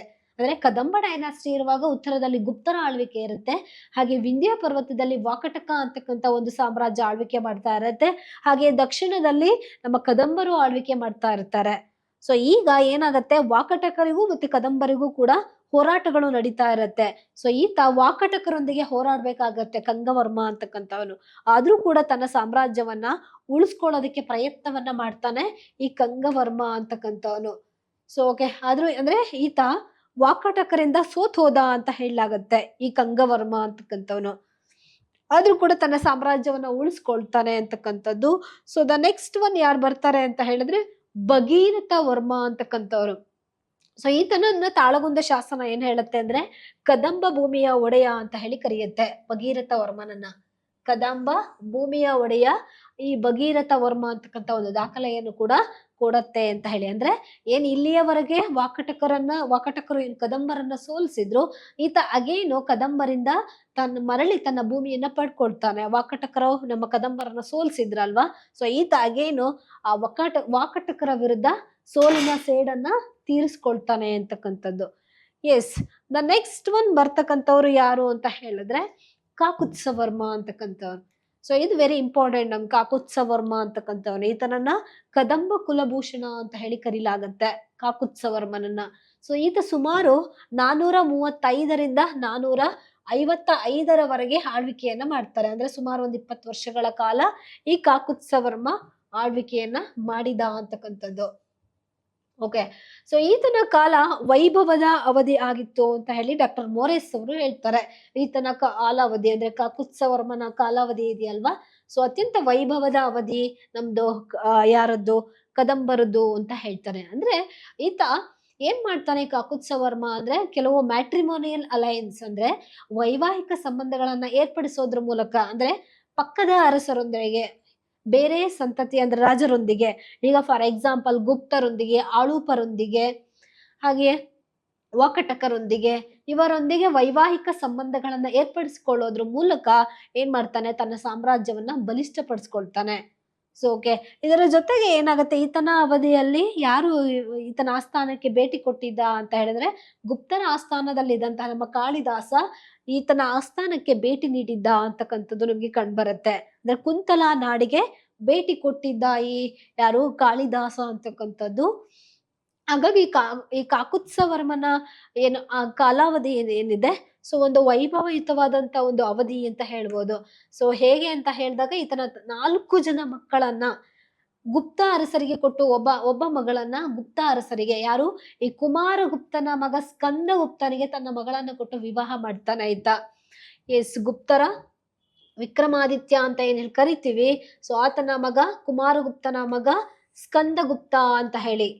ಈ ಕುಮಾರಗುಪ್ತನ ಮಗನಾದಂತ ಸ್ಕಂದಗುಪ್ತನಿಗೆ ಈತ ತನ್ನ ಮಗಳನ್ನ ಕೊಟ್ಟು ವಿವಾಹ ಮಾಡ್ತಾನೆ. ಅಂದ್ರೆ ಬಲಿಷ್ಠವಾದಂತಹ ಸಾಮ್ರಾಜ್ಯ ಉತ್ತರದಲ್ಲಿ ಇತ್ತು, ಗುಪ್ತ ಡೈನಾಸ್ಟಿ. ಸೊ ಅಂತಹ ಒಂದು ಸಾಮ್ರಾಜ್ಯದೊಂದಿಗೆ ಈತ ವೈವಾಹಿಕ ಸಂಬಂಧಗಳನ್ನ ಏರ್ಪಡಿಸಿಕೊಳ್ಳೋದ್ರ ಮೂಲಕ ಈ ಸಾಮ್ರಾಜ್ಯದ ಬಲಿಷ್ಠತೆಯನ್ನ ಹೆಚ್ಚಿಸ್ಕೊಳ್ತಾನೆ ಯಾರು, ನಮ್ಮ ಈ ಕಾಕುತ್ಸವರ್ಮ. ಸೊ ಅದರ ಜೊತೆಗೆ ಇನ್ನೊಬ್ಬ, ಈತನಿಗೆ 4 ಜನ ಹೆಣ್ಮಕ್ಳು ಎಲ್ಲವನ್ನು ಇಲ್ಲಿ ನೋಡುವಾಗ, ಹಾಗೆ ವಾಕಟಕ ದೊರೆಯಾದಂತಹ ನರೇಂದ್ರ ಸೇನನಿಗೆ ಇನ್ನೊಬ್ಬ ಮಗಳನ್ನ ಕೊಡ್ತಾನೆ ಇದ್ದ. ಅಂದ್ರೆ ವಿಂಧ್ಯ ಪರ್ವತದಲ್ಲಿ ವಾಕಟಕರು ಆಳ್ವಿಕೆ ಮಾಡ್ತಾ ಇದ್ದಾರೆ. ಸೊ ಇಬ್ಬರು ಕೂಡ ಏನು ಗುಪ್ತರು ಮತ್ತೆ ವಾಕಟಕರು ಇವರಿಬ್ಬರು ಸಮಕಾಲೀನವಾದಂತ ಅರಸರುಗಳಾಗಿರ್ತಾರೆ. ಸೊ ಅದರ ಜೊತೆಗೆ ಏನ್ ಮಾಡ್ತಿದ್ದಾನೆ ಅಂತ ವಾಕಟಕ ರಾಜನಿಗೆ ನರೇಂದ್ರ ಸೇನನಿಗೆ ಇನ್ನೊಬ್ಬ ಮಗಳನ್ನ ಕೊಟ್ಟ ವಿವಾಹ ಮಾಡ್ತಾನೆ. ಹಾಗೆ ಆಳೂಪರು ಅಂತಕ್ಕಂತ ಒಂದು ಡೈನಾಸ್ಟಿ ಆಳ್ವಿಕೆ ಮಾಡ್ತಾ ಇರುತ್ತೆ. ಎಲ್ಲಿ ಅಂದ್ರೆ ಇವತ್ತಿನ ಕರಾವಳಿ ಭಾಗದಲ್ಲಿ ಆಳೂಪ ಸಂತತಿ ಅಂತಕ್ಕಂಥದ್ದು ಆಳ್ವಿಕೆ ಮಾಡ್ತಾರೆ. ಸೊ ಆ ಪಶುಪತಿಗೆ ಮತ್ತೊಬ್ಬ ಮಗಳನ್ನ, ಆಳುಪ ಸಂತತಿಗೆ ಸೇರಿದಂತ ಪಶುಪತಿಗೆ ಈತನ ಕಕುತ್ಸವರ್ಮನ ಮಗಳನ್ನ ಕೊಟ್ಟ ವಿವಾಹ ಮಾಡ್ತಾನೆ. ಅಂಡ್ ದೆನ್ ಈತ ಇನ್ನೊಂದು ಏನ್ ಮಾಡ್ತಾನೆ, ಅದೇ ಸಮಯದಲ್ಲಿ ಗಂಗರು ಆಳ್ವಿಕೆಯನ್ನ ಮಾಡ್ತಾ ಇರ್ತಾರೆ. ಸೊ ಗಂಗ ದೊರೆಯಾದಂತ 2ನೇ ಮಾಧವನಿಗೆ ತನ್ನ ಮಗಳನ್ನ, ಅಂದ್ರೆ ಕೋಲಾರದಲ್ಲಿ ಏನು ಗಂಗರ ಆಳ್ವಿಕೆ ನಮ್ಗೆ ಆಲ್ರೆಡಿ ಸ್ಟಾರ್ಟ್ ಆಗಿರುತ್ತೆ. ಸೊ ಅಲ್ಲಿ ಏನ್ ಮಾಡ್ತಾನೆ ಅಂತ 2ನೇ ಮಾಧವನಿಗೆ ಈತ ತನ್ನ ಮಗಳನ್ನು ಕೊಟ್ಟು ವಿವಾಹ ಮಾಡೋದ್ರ ಮೂಲಕ ತನ್ನ ಪ್ರತಿಷ್ಠೆಯನ್ನ ಹೆಚ್ಚಿಸ್ಕೊಳ್ತಾನೆ ಈ ಕಾಕುತ್ಸವರ್ಮ. ಹಾಗಾಗಿ ಈತನ ಸಾಮ್ರಾಜ್ಯ ವೈಭವದ ಕಾಲಾವಧಿ ಆಗಿತ್ತು ಕಾಕುತ್ಸವರ್ಮನ ಕಾಲದಲ್ಲಿ ಅಂತ ಹೇಳಿ ಕರೀಲಾಗತ್ತೆ. ಎಸ್, ಹಾಗೆ ಕಾಕುತ್ಸವರ್ಮನ ನಂತರದಲ್ಲಿ ಯಾರು ಆಳ್ವಿಕೆ ಮಾಡ್ತಾರೆ ಅಂದ್ರೆ ಶಾಂತಿವರ್ಮ ಅಂತಕ್ಕಂಥವನು. ಸೊ ಶಾಂತಿವರ್ಮನ ಬಗ್ಗೆ ಬಂದಾಗ ನಮ್ಗೆ ಏನು ಬಿರೂರು ಕಾಪರ್ ಪ್ಲೇಟ್ ಇನ್ಸ್ಕ್ರಿಪ್ಷನ್ ಅಂತಕ್ಕಂಥದ್ದು ಏನ್ ಹೇಳುತ್ತೆ, ಸಮಸ್ತ ಕರ್ನಾಟಕದ ಭೂ ಒಡೆಯ ಅಂತಕ್ಕಂಥದ್ದನ್ನ ಹೇಳುತ್ತೆ. ಅಂದ್ರೆ ಶಾಂತಿವರ್ಮ ಏನಿದಾನೆ ಅಂತ ಸಮಸ್ತ ಕರ್ನಾಟಕದ ಭೂ ಒಡೆಯ ಆಗಿದ್ದ ಅಂತಕ್ಕಂತಹ ಮಾಹಿತಿಯನ್ನ ಈ ಬೀರೂರು ತಾಮ್ರಪಟ ಶಾಸನಗಳು ನೀಡ್ತವೆ. ಹಾಗೆಯೇ ಈತನ ಅವಧಿಯಲ್ಲಿ ಏನಾಗತ್ತೆ, ಕದಂಬ ರಾಜ್ಯ ಅನ್ನತಕ್ಕಂಥದ್ದು ವಿಭಜನೆ ಆಯ್ತು ಅಂತಕ್ಕಂಥದ್ದು. ಒಂದು ಉಚ್ಚಂಗಿ ಪರ್ವತ ಶಾಖೆ ಆಗತ್ತೆ, ಇನ್ನೊಂದು ಶ್ರೀ ಪರ್ವತ ಅಂತಕ್ಕಂತಹ 2 ಶಾಖೆಗಳಾಗಿ ವಿಭಜನೆ ಆಯ್ತು ಈ ಕದಂಬ ರಾಜ್ಯ ಅಂತಕ್ಕಂಥದ್ದು. ಅಂದ್ರೆ ಮೊದಲಿಗೆ ಬಲಿಷ್ಠವಾದಂತ ಸಾಮ್ರಾಜ್ಯ ಕೊನೆಗೆ ಅಧಿಕಾರಕ್ಕಾಗಿ ಕಲಹಗಳು ಪ್ರಾರಂಭ ಆಗುತ್ತೆ. ಹಾಗಾಗಿ ಈಗ ಏನಾಗ್ತಾ ಇದೆ, ಕದಂಬ ಸಾಮ್ರಾಜ್ಯವೇ ವಿಭಜನೆ ಆಗ್ತಾ ಇದೆ. ಸೊ ಏನಾಗುತ್ತೆ, ಶ್ರೀ ಪರ್ವತ ಶಾಖೆ ಮತ್ತೊಂದು ಉಚ್ಚಂಗಿ ಶಾಖೆ ಅಂತಕ್ಕಂತಹ 2 ವಿಭಾಗಗಳಾಗಿ ಒಡೆದೋಗುತ್ತೆ. ಹಾಗೆ ಈ ಶಾಂತಿವರ್ಮನ ಕಾಲದಲ್ಲಿ ನಮ್ಗೆ ವೆರಿ ಇಂಪಾರ್ಟೆಂಟ್ ಯಾವುದು ಅಂತ ಹೇಳಿದ್ರೆ ತಾಳಗುಂದ ಶಾಸನ ಅಂತಕ್ಕಂಥದ್ದು. ಸೊ ಈ ತಾಳಗುಂದ ಶಾಸನ ಏನಿದೆ ಸಂಸ್ಕೃತದಲ್ಲಿ ರಚನೆಯಾದಂತಹ ಶಾಸನ. ತಾಳಗುಂದ ಇನ್ಸ್ಕ್ರಿಪ್ಷನ್ ನಿಮ್ ಕೇಳ್ಬೋದು ಎಕ್ಸಾಮ್ ಅಲ್ಲಿ, ತಾಳಗುಂದ ಶಾಸನವನ್ನ ಯಾರು ಹೊರಡಿಸಿದ್ದಾರೆ, ಇದು ಯಾವ ಲಿಪಿಯಲ್ಲಿದೆ ಅಂತಕ್ಕಂಥದ್ದು ಕೇಳ್ತಾರೆ. ಹಾಗೆ ಯಾರು ಶಾಸನವನ್ನ ಹೊರಡಿಸಿದ್ದಾರೆ, ಸೊ ಇವೆಲ್ಲವೂ ಕೂಡ ಇಂಪಾರ್ಟೆಂಟ್ ಆಗುತ್ತೆ. ಇಲ್ಲಿ ಪ್ರಸಿದ್ಧವಾದಂತಹ ಯಾವುದು ತಾಳಗುಂದ ಶಾಸನ, ಇದನ್ನ ಬರೆದವ್ರು ಯಾರು ಅಂತಕ್ಕಂಥದ್ದು ಕವಿ ಕುಬ್ಜ ಅಂತಕ್ಕಂಥವನು ಈ ಶಾಸನವನ್ನ ಬರೆದಂತವನು ಅಂತ ಹೇಳಿ, ಕವಿ ಕುಬ್ಜ. ಸೊ ಕುಬ್ಜ ಏನಿದೆ ಈತನನ್ನ ಈತ ಈ ಶಾಸನವನ್ನ ಹಾಕ್ಸಿದ್ದಾನೆ ಅಂತಕ್ಕಂಥದ್ದು. So Talagunda inscription Shantivarma return by the famous poet Kubja. Kubja ಅಂತಕ್ಕಂಥವನು ಈ ಶಾಸನವನ್ನ ಹಾಕ್ಸಿರ್ತಕ್ಕಂಥದ್ದು ನಾವು ನೋಡ್ತೀವಿ. ಸೊ ಇದು ಸಂಸ್ಕೃತ ಶೈಲಿಯಲ್ಲಿ ಅಂದ್ರೆ ಕಾವ್ಯ ಶೈಲಿಯಲ್ಲಿ ನಮ್ಗೆ ಕಂಡ್ಬರ್ತಕ್ಕಂತಹ ಒಂದು ಶಾಸನ ಆಗಿರುತ್ತೆ. ಸೊ ವೆರಿ ಇಂಪಾರ್ಟೆಂಟ್ ನಮ್ಗೆ ಇದು. ಓಕೆ, ಹಾಗೆ ಇದು ನಮ್ಗೆ ಶಾಂತಿವರ್ಮನ ತಾಳಗುಂದ ಶಾಸನ ಅಂತಕ್ಕಂಥದ್ದನ್ನು ನೋಡ್ತೀವಿ. ಸೊ ಇದು ಎಲ್ಲಿ ಬರುತ್ತೆ ಅಂದ್ರೆ ಏನು ಈ ಸ್ಥಳ ನಮ್ಗೆ ಬರುತ್ತೆ ತಾಳಗುಂದ. ಸೊ ಪ್ರಣವೇಶ್ವರ ದೇವಾಲಯ ಏನ್ ಬರುತ್ತೆ ಅಂದ್ರೆ ಕದಂಬರ ದೇವಾಲಯ, ಇದು ಕದಂಬರ ಪ್ರಣವೇಶ್ವರ ದೇವಾಲಯ. ಆ ದೇವಾಲಯದ ಎದುರುಗಡೆನೆ ಈ ಶಾಸನ ನಮ್ಗೆ ಕಂಡು ಬರುತ್ತೆ, ತಾಳಗುಂದ ಶಾಸನ ಅಂತಕ್ಕಂಥದ್ದು. ಸೊ ಒಂದು ಅದ್ಭುತವಾದ ಲಿಪಿಯಲ್ಲಿ, ಸುಂದರವಾಗಿ ಬರೆದಂತಹ ಲಿಪಿಯಲ್ಲಿ, ಸಂಸ್ಕೃತದಲ್ಲಿ ನಾವು ಈ ಶಾಸನವನ್ನ ನೋಡಬಹುದು ಅಂತಕ್ಕಂಥದ್ದು. Yes, okay. ಹಾಗೆ ಈ ಶಾಸನವನ್ನ ಬರೆದಂತವರು ಕವಿ ಕುಬ್ಜ ಆಗಿರ್ತಾರೆ. ಎಸ್, ದ ನೆಕ್ಸ್ಟ್ ಹಾಗಾದ್ರೆ ಈ ಶಾಂತಿವರ್ಮನ ನಂತರದಲ್ಲಿ ಹರಿವರ್ಮ ಅಂತಕ್ಕಂಥವ್ರು ಆಳ್ವಿಕೆ ಮಾಡ್ತಾ ಹೋಗ್ತಾರೆ. ಆದ್ರೆ ಇಲ್ಲೂ ಸಹ ಕೌಟುಂಬಿಕ ಕಲಹಗಳು ಪ್ರಾರಂಭ ಆಗುತ್ತೆ ಅಧಿಕಾರಕ್ಕಾಗಿ. ಸೊ ಓಕೆ, ಯುವರಾಜನಾಗಿ ಯಾರು ಪಟ್ಟ ಇರಬೇಕು ಅಂತ ಹೇಳಿ ಇವರಲ್ಲೇ ಕಲಹಗಳು ಪ್ರಾರಂಭ ಆಗುತ್ತೆ. ಹಾಗಾಗಿ ನಮ್ಗೆ ಇಲ್ಲಿ ಕದಂಬ ವಂಶ ಏನಿದೆ ಕೊನೆಗೆ ಅವನತಿ ಹಾದಿಯನ್ನ ಹಿಡಿತು ಅಂತಕ್ಕಂಥದ್ದು. ಸೊ ಹಾಗಾಗಿ ಈ ಕದಂಬರಲ್ಲಿ ಉಂಟಾದಂತಹ ಕಲಹವನ್ನ ಉಪಯೋಗಿಸ್ಕೊಂಡವ್ರು ಯಾರು ಅಂದ್ರೆ ಬಾದಾಮಿ ಚಾಲುಕ್ಯರು. ಕದಂಬರನ್ನ ಮೂಲೆ ಗುಂಪು ಮಾಡಿ ಬಾದಾಮಿ ಚಾಲುಕ್ಯರು ಅಧಿಕಾರಕ್ಕೆ ಬರ್ತಾರೆ. ಅಂತಿಮವಾಗಿ ಯಾರು ಬಂದ್ರು ಅಧಿಕಾರಕ್ಕೆ ಅಂದ್ರೆ ಬಾದಾಮಿ ಚಾಲುಕ್ಯ ಡೈನಾಸ್ಟಿ ಅಧಿಕಾರಕ್ಕೆ ಬರುತ್ತೆ ಕದಂಬರನ್ನ ಮೂಲೆ ಗುಂಪು ಮಾಡಿ. ಸೊ ಈಗ ಕದಂಬರು ಯಾರ್ಯಾರ ಸಾಮಂತರಾಗಿ ಅಧಿಕಾರವನ್ನ ನಿರ್ವಹಿಸ್ತಾರೆ ಅಂತ ಹೇಳಿದ್ರೆ ಬಾದಾಮಿ ಚಾಲುಕ್ಯರು, ಹಾಗೆಯೇ ಕಲ್ಯಾಣಿ ಚಾಲುಕ್ಯರು ಮತ್ತೆ ರಾಷ್ಟ್ರಕೂಟರ ಸಾಮಂತರಾಗಿ ಇವರು ಅಂದ್ರೆ ಆಳ್ವಿಕೆಯನ್ನ ಮಾಡ್ತಾರೆ. ಏನಿದು ಸಾಮಂತರಾಗಿ ಎಂದಾಗ ಇವರ ಪವರ್ಫುಲ್, ಇವರ ಪ್ರತಿಷ್ಠೆ, ಇವರ ಶಕ್ತಿಯನ್ನ ಕಳ್ಕೊಳ್ತಾರೆ. ಪ್ರಬಲವಾದಂತ ಅರಸ ನಮ್ಗೆ ಕಂಡು ಬರೋದಿಲ್ಲ. ಹಾಗಾಗಿ ಇವರು ನಮ್ಗೆ ಪ್ರಬಲವಾದ ಡೈನಾಸ್ಟಿ ಅಂತ ಹೇಳಿದ್ರೆ ಬದಾಮಿ ಚಾಲುಕ್ಯರು ಬಂದ್ಬಿಡ್ತಾರೆ. ಹಾಗೆಯೇ ರಾಷ್ಟ್ರಕೂಟರು, ಒಂದ್ ಕಡೆ ಕಲ್ಯಾಣಿ ಚಾಲುಕ್ಯರು. ಸೊ ಅವರು ಬಲಿಷ್ಠವಾದಂತಹ ರಾಜರಾಗಿರೋದ್ರಿಂದ ಇವರು ಅವರ ಕೆಳಗೆ ಸಾಮಂತರಾಗಿ ಆಳ್ವಿಕೆಯನ್ನ ಮಾಡ್ತಕ್ಕಂಥದ್ದು ಕಂಡು ಬರುತ್ತೆ. ಓಕೆ, ಕೊನೆಗೆ ಕದಂಬರಲ್ಲೂ ಕೂಡ ಯಾವ್ಯಾವ ರೀತಿಯಾಗಿ ಸ್ಪ್ಲಿಟ್ ಆಗ್ತಾರೆ ಅಂದ್ರೆ ಹಾನಗಲ್ಲಿನ ಕದಂಬರು, ಹಾಗೆ ಗೋವಾದ ಕದಂಬರು ಅಂತಕ್ಕಂತಹ ಶಾಖೆಗಳನ್ನ ನಾವು ನೋಡ್ತೀವಿ. ಸೊ ಗೋವಾದ ಕದಂಬರು, ಹಾನಗಲ್ನ ಕದಂಬರು ಅಂತ ಹೇಳಿ, ಹಾಗೆ ಹಲಸಿಯ ಕದಂಬರು ಅಂತ ಹೇಳಿ ಕೂಡ ಕರಿತೀವಿ. ಏನಂದ್ರೆ ಬೆಳಗಾವಿಯನ್ನ ಇಟ್ಕೊಂಡು ಇವರು ಏನ್ ಆಳ್ವಿಕೆ ಮಾಡ್ತಾರೆ, ಸೊ ಇವರನ್ನ ಈ ರೀತಿ ಕದಂಬರು ಅಂತ ಹೇಳಿ. ಸೊ ಹಾಗೆ ಗೋವಾದ ಕದಂಬರಲ್ಲಿ ನಮ್ಗೆ ಬರ್ತಕ್ಕಂಥವರು ಒಬ್ರು ಯಾರು ಅಂತ ಹೇಳಿದ್ರೆ ವೆರಿ ಇಂಟ್ರೆಸ್ಟಿಂಗ್ ಸ್ಟೋರಿಯಲ್ಲಿ ಗೋವಾದ ಕದಂಬರಲ್ಲಿ ನಮ್ಗೆ ನಾಯಕಿ ದೇವಿ ಅಂತ ಹೇಳಿ ಒಬ್ರು ಬರ್ತಾರೆ. ಅಂದ್ರೆ ಈ ಗೋವಾದ ಕದಂಬ ವಂಶಕ್ಕೆ ಸೇರಿದಂತವ್ರು ಇವರು. ಅಂದ್ರೆ ಬೇಸಿಕಲಿ ಇವರು ಕರ್ನಾಟಕದವರು ಅಂತ ಹೇಳಿ, ಕೊನೆಗೆ ಈ ಸಾಮ್ರಾಜ್ಯ ಅಂದ್ರೆ ಕದಂಬ ಡೈನಾಸ್ಟಿ ಡಿವೈಡ್ ಆಗೋದ್ರಿಂದ ಇವರು ಗೋವಾದಲ್ಲಿ ತಮ್ಮ ಆಳ್ವಿಕೆಯನ್ನು ಪ್ರಾರಂಭ ಮಾಡ್ತಾ ಹೋಗ್ತಾರೆ. ಆ ವಂಶಕ್ಕೆ ಸೇರಿದಂತವರೇ ಒಬ್ರು ಯಾರು ಅಂತ ಹೇಳಿದ್ರೆ ನಾಯಕಿ ದೇವಿ. ಈಕೆಯನ್ನ ಪಶ್ಚಿಮದ ಚಾಲುಕ್ಯರು ಏನ್ ಗುಜರಾತ್ ಅಲ್ಲಿ ಕಂಡು ಬರುತ್ತೆ, ಆ ಚಾಲುಕ್ಯ ಡೈನಾಸ್ಟಿಗೆ ಕೊಟ್ಟು ಈಕೆಯನ್ನ ವಿವಾಹ ಮಾಡ್ಲಾಗತ್ತೆ. ಓಕೆ, ವಿವಾಹ ಮಾಡಿದಾಗ ಅಲ್ಲಿ ಮಹಮ್ಮದ್ ಗೋರಿಯ ದಾಳಿ ನಡೆಯುತ್ತೆ. 1178ರಲ್ಲಿ ಮಹಮ್ಮದ್ ಗೋರಿ ದಾಳಿಯನ್ನ ಮಾಡ್ತಾನೆ. ಎಲ್ಲಿಗೆ? ಗುಜರಾತ್ ಮೇಲೆ ದಾಳಿಯನ್ನ ಮಾಡ್ತಕ್ಕಂಥದ್ದು ನಾವು ನೋಡ್ತೀವಿ. ಮಹಮ್ಮದ್ ಗೋರಿ, ಇಂತ ಮಹಮ್ಮದ್ ಗೋರಿಯನ್ನ ಬಗ್ಗು ಬಡ್ದಂತವ್ರೆ ಈ ನಮ್ಮ ನಾಯಕಿ ದೇವಿ. ಸೊ ಆದ್ರೆ ನಮ್ಗೆ ಹಿಸ್ಟ್ರಿ ಏನಿದೆ, ಇತಿಹಾಸ ಕೆಲವೊಂದು ಸತ್ಯದ ಘಟನೆಗಳನ್ನ ಕೆಲವೊಂದನ್ನ ಹೇಳೋದೇ ಇಲ್ಲ. ಯಾಕೆಂದ್ರೆ ಮಹಮ್ಮದ್ ಗೋರಿ ಈ ಒಬ್ಬ ನಮ್ಮ ಈ ನಾಯಕಿ ದೇವಿ ಎಂದ ಒಬ್ಬ ಮಹಿಳೆಯಿಂದ ಸೋತೋಗ್ಬಿಡ್ತಾನೆ ಆತ. ಸೊ ಹಾಗಾಗಿ ವೆರಿ ಇಂಟ್ರೆಸ್ಟಿಂಗ್ ಸ್ಟೋರಿ ಇದು. ನಮ್ಗೆ ಪಶ್ಚಿಮದ ಚಾಲುಕ್ಯರು ಬಂದಾಗ ಈ ನಾಯಕಿ ದೇವಿಯ ಬಗ್ಗೆ ನೋಡ್ತೀವಿ. ಅಂದ್ರೆ ಪಶ್ಚಿಮ ಚಾಲುಕ್ಯರಿಗಿಂತ ಈಕೆ ಬೇಸಿಕಲಿ ಗೋವಾದ ಕದಂಬ ವಂಶಕ್ಕೆ ಸೇರಿದವಳು.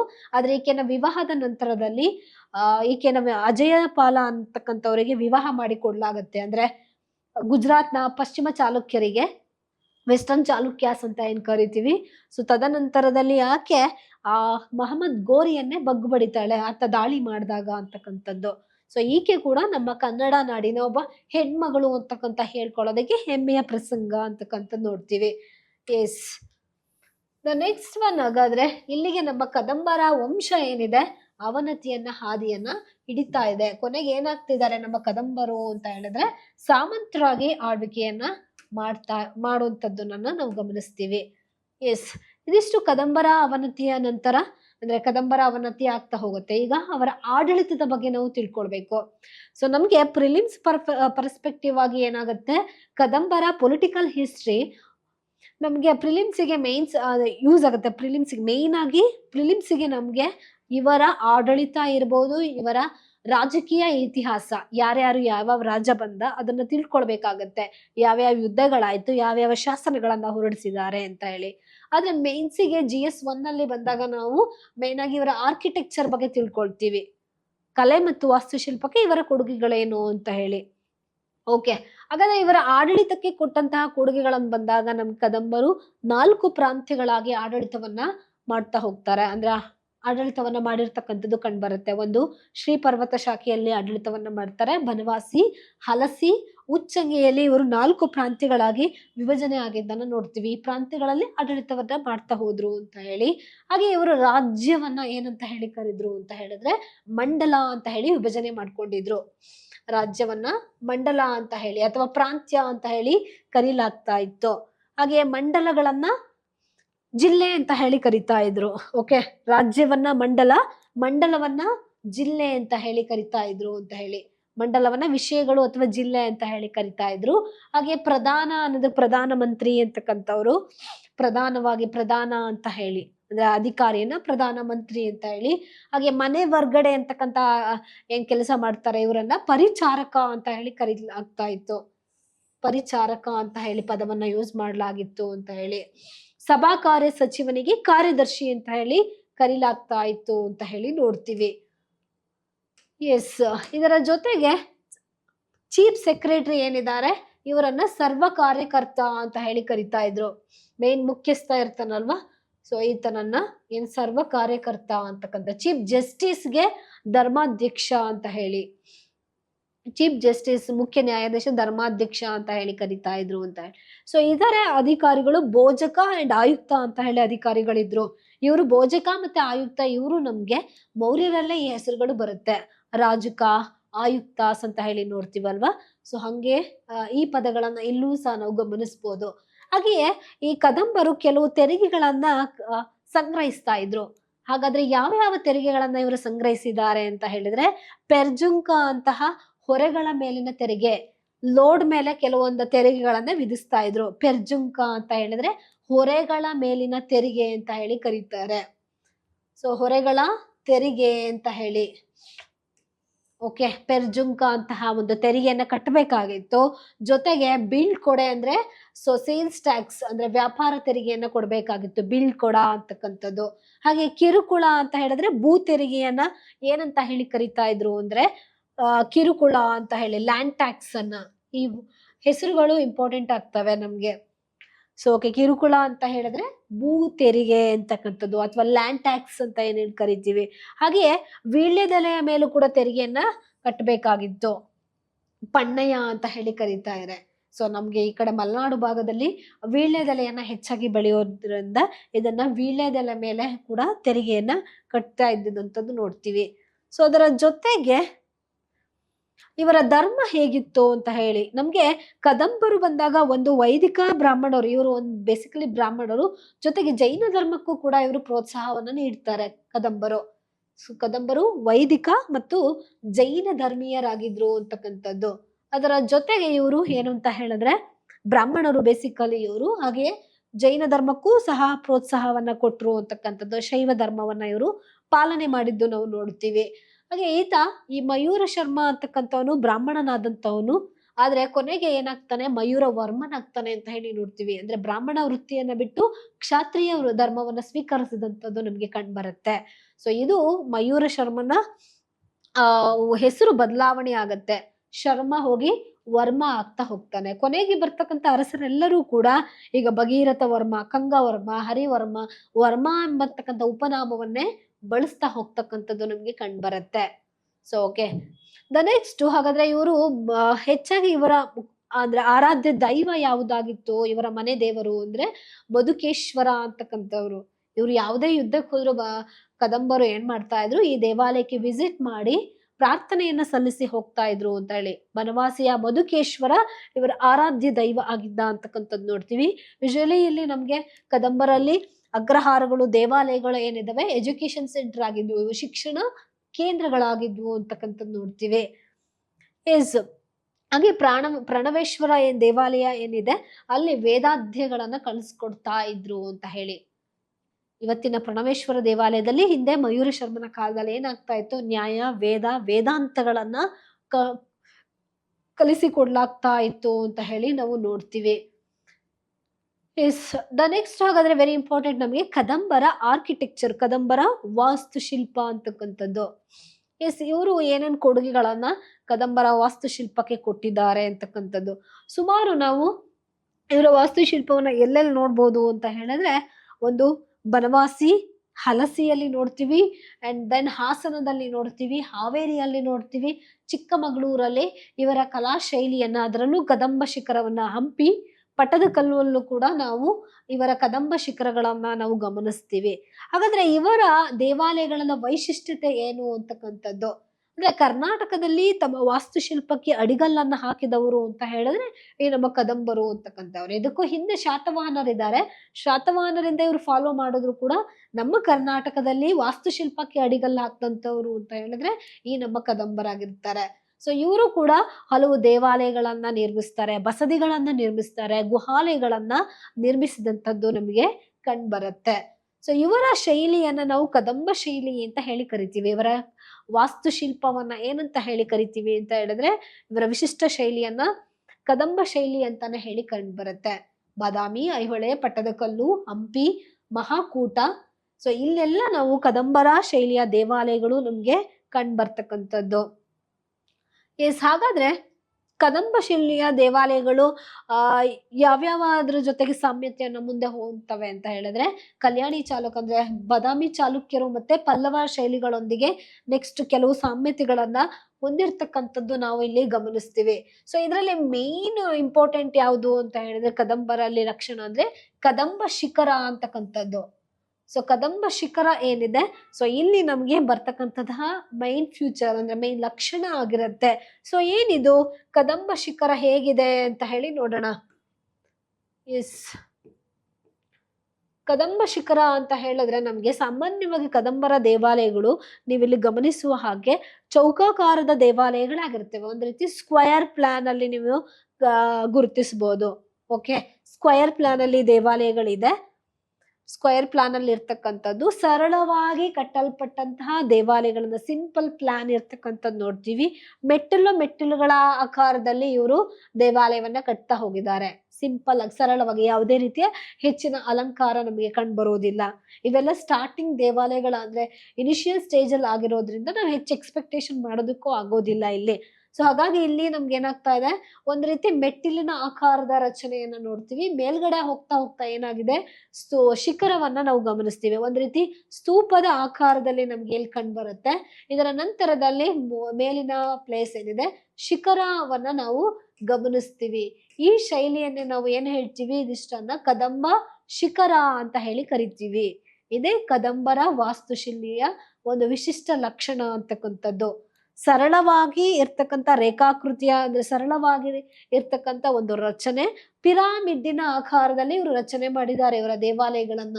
ನೀವು ನೋಡಿದ್ರೆ ಈ ರೀತಿ ಪಿರಾಮಿಡ್ ಆಕಾರದಲ್ಲಿ ಕಂಡು ಬರುತ್ತೆ. ಓಕೆ, ಇದು ಕದಂಬ ಶೈಲಿಯ ವಾಸ್ತುಶಿಲ್ಪದ ಒಂದು ಲಕ್ಷಣ ಅಂತಕ್ಕಂಥದ್ದು. ಎಸ್, ಕದಂಬ ಶೈಲಿಯ ಲಕ್ಷಣನೇ ಇದಾಗಿರುತ್ತೆ. ವಿಮಾನ ಇದೆ ಅಂದ್ರೆ ಕದಂಬರ ದೇವಾಲಯಗಳು ಸಾಮಾನ್ಯವಾಗಿ ಚೌಕಾಕಾರದಲ್ಲಿ ಇರ್ತಕ್ಕಂಥದ್ದು ಕಂಡು ಬರುತ್ತೆ.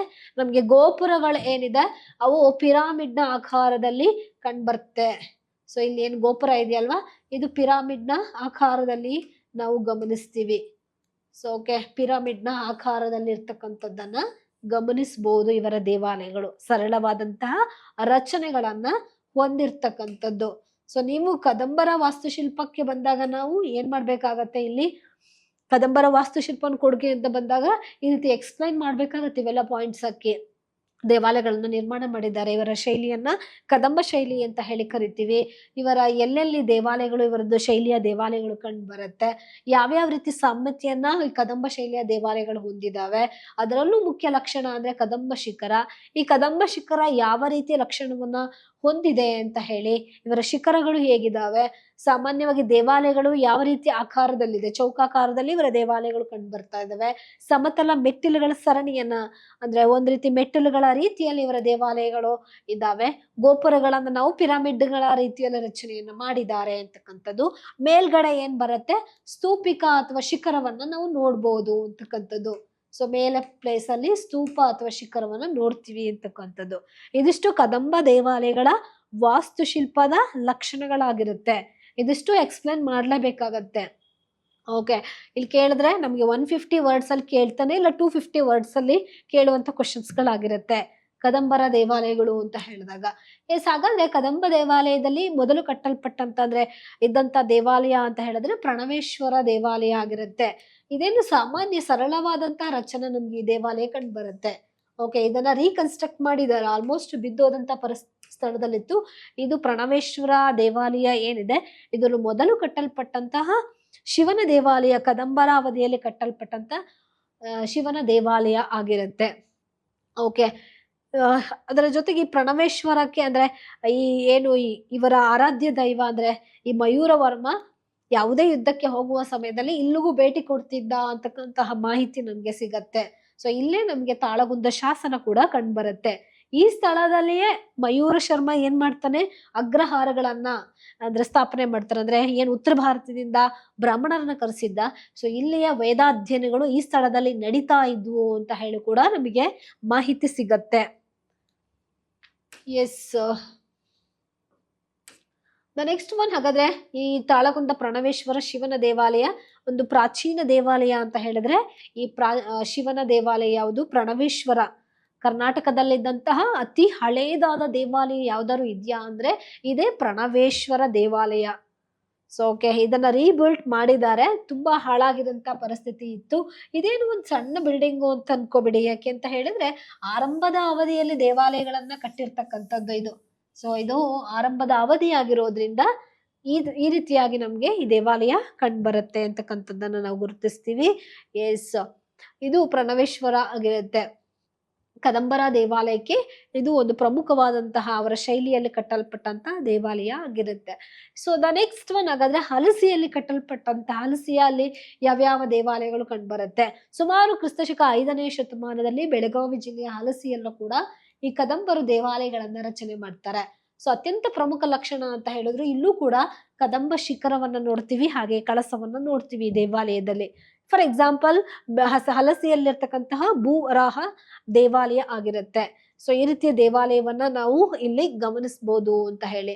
ಇಲ್ಲಿ ಯಾವ್ಯಾವ ದೇವಾಲಯಗಳು ಇದಾವೆ ಅಂತ ಹೇಳಿದ್ರೆ ಹಲಸಿಯ ಹಟ್ಟಿಕೇಶ್ವರ ದೇವಾಲಯ, ಹಾಗೆ ಕಲ್ಲೇಶ್ವರ ಮತ್ತೆ ಸೋಮೇಶ್ವರ ದೇವಾಲಯಗಳನ್ನ ನಾವು ಗಮನಿಸಬಹುದು. ಇವೆಲ್ಲವೂ ಕೂಡ ಬೆಳಗಾವಿ ಜಿಲ್ಲೆಯ ಹಲಸಿಯಲ್ಲಿ ಕಂಡು ಬರುತ್ತೆ ಅಂತಕ್ಕಂಥದ್ದು.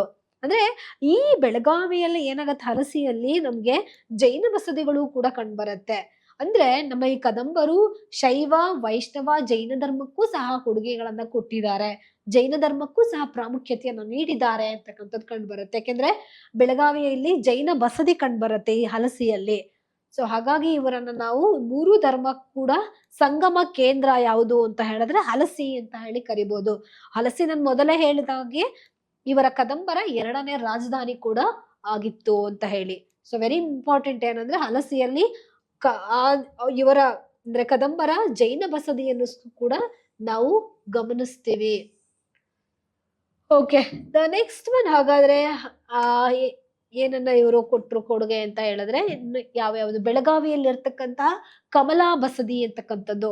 ಸೊ ಇದೇ ನೋಡಿ ಈ ಚಿತ್ರದಲ್ಲಿ ಗಮನಿಸೋ ಹಾಗೆ ಇದು ಬೆಳಗಾವಿಯಲ್ಲಿ ಕಮಲಾ ಬಸದಿ. ಇದು ಕೂಡ ಕದಂಬರ ಕಾಲಕ್ಕೆ ಅಂದ್ರೆ ಕದಂಬರ ಶೈಲಿಯನ್ನು ಹೊರತಕ್ಕಂತ ಒಂದು ದೇವಾಲಯ ಆಗಿರುತ್ತೆ. ಇದು ಒಂದು ಬಸದಿ, ಜೈನ ಬಸದಿ, ಜೈನ ಧರ್ಮಕ್ಕೆ ಸಂಬಂಧಪಟ್ಟಿರ್ತಕ್ಕಂಥದ್ದು. ಹಾಗೆ ಬೆಳಗಾವಿ ಇತರ ಸ್ಥಳಗಳಲ್ಲೂ ಭೂತನಾಥ ದೇವಾಲಯ ಕಂಡುಬರುತ್ತೆ, ಪಂಚಲಿಂಗೇಶ್ವರ ದೇವಾಲಯ ಬೆಳಗಾವಿ ಜಿಲ್ಲೆಯಲ್ಲಿ. ಇವೆಲ್ಲ ಕದಂಬ ಶಿಖರವನ್ನ ಒಳಗೊಂಡಿದೆ. ನೆಕ್ಸ್ಟ್ ಬಂದಂತವ್ರು ಕೂಡ ಏನ್ ಮಾಡ್ತಾರೆ, ರಾಜರು ಈ ಕದಂಬ ಶಿಖರವನ್ನ ಫಾಲೋ ಮಾಡಿರ್ತಕ್ಕಂಥದ್ದು ನಾವು ಗಮನಿಸ್ತೀವಿ.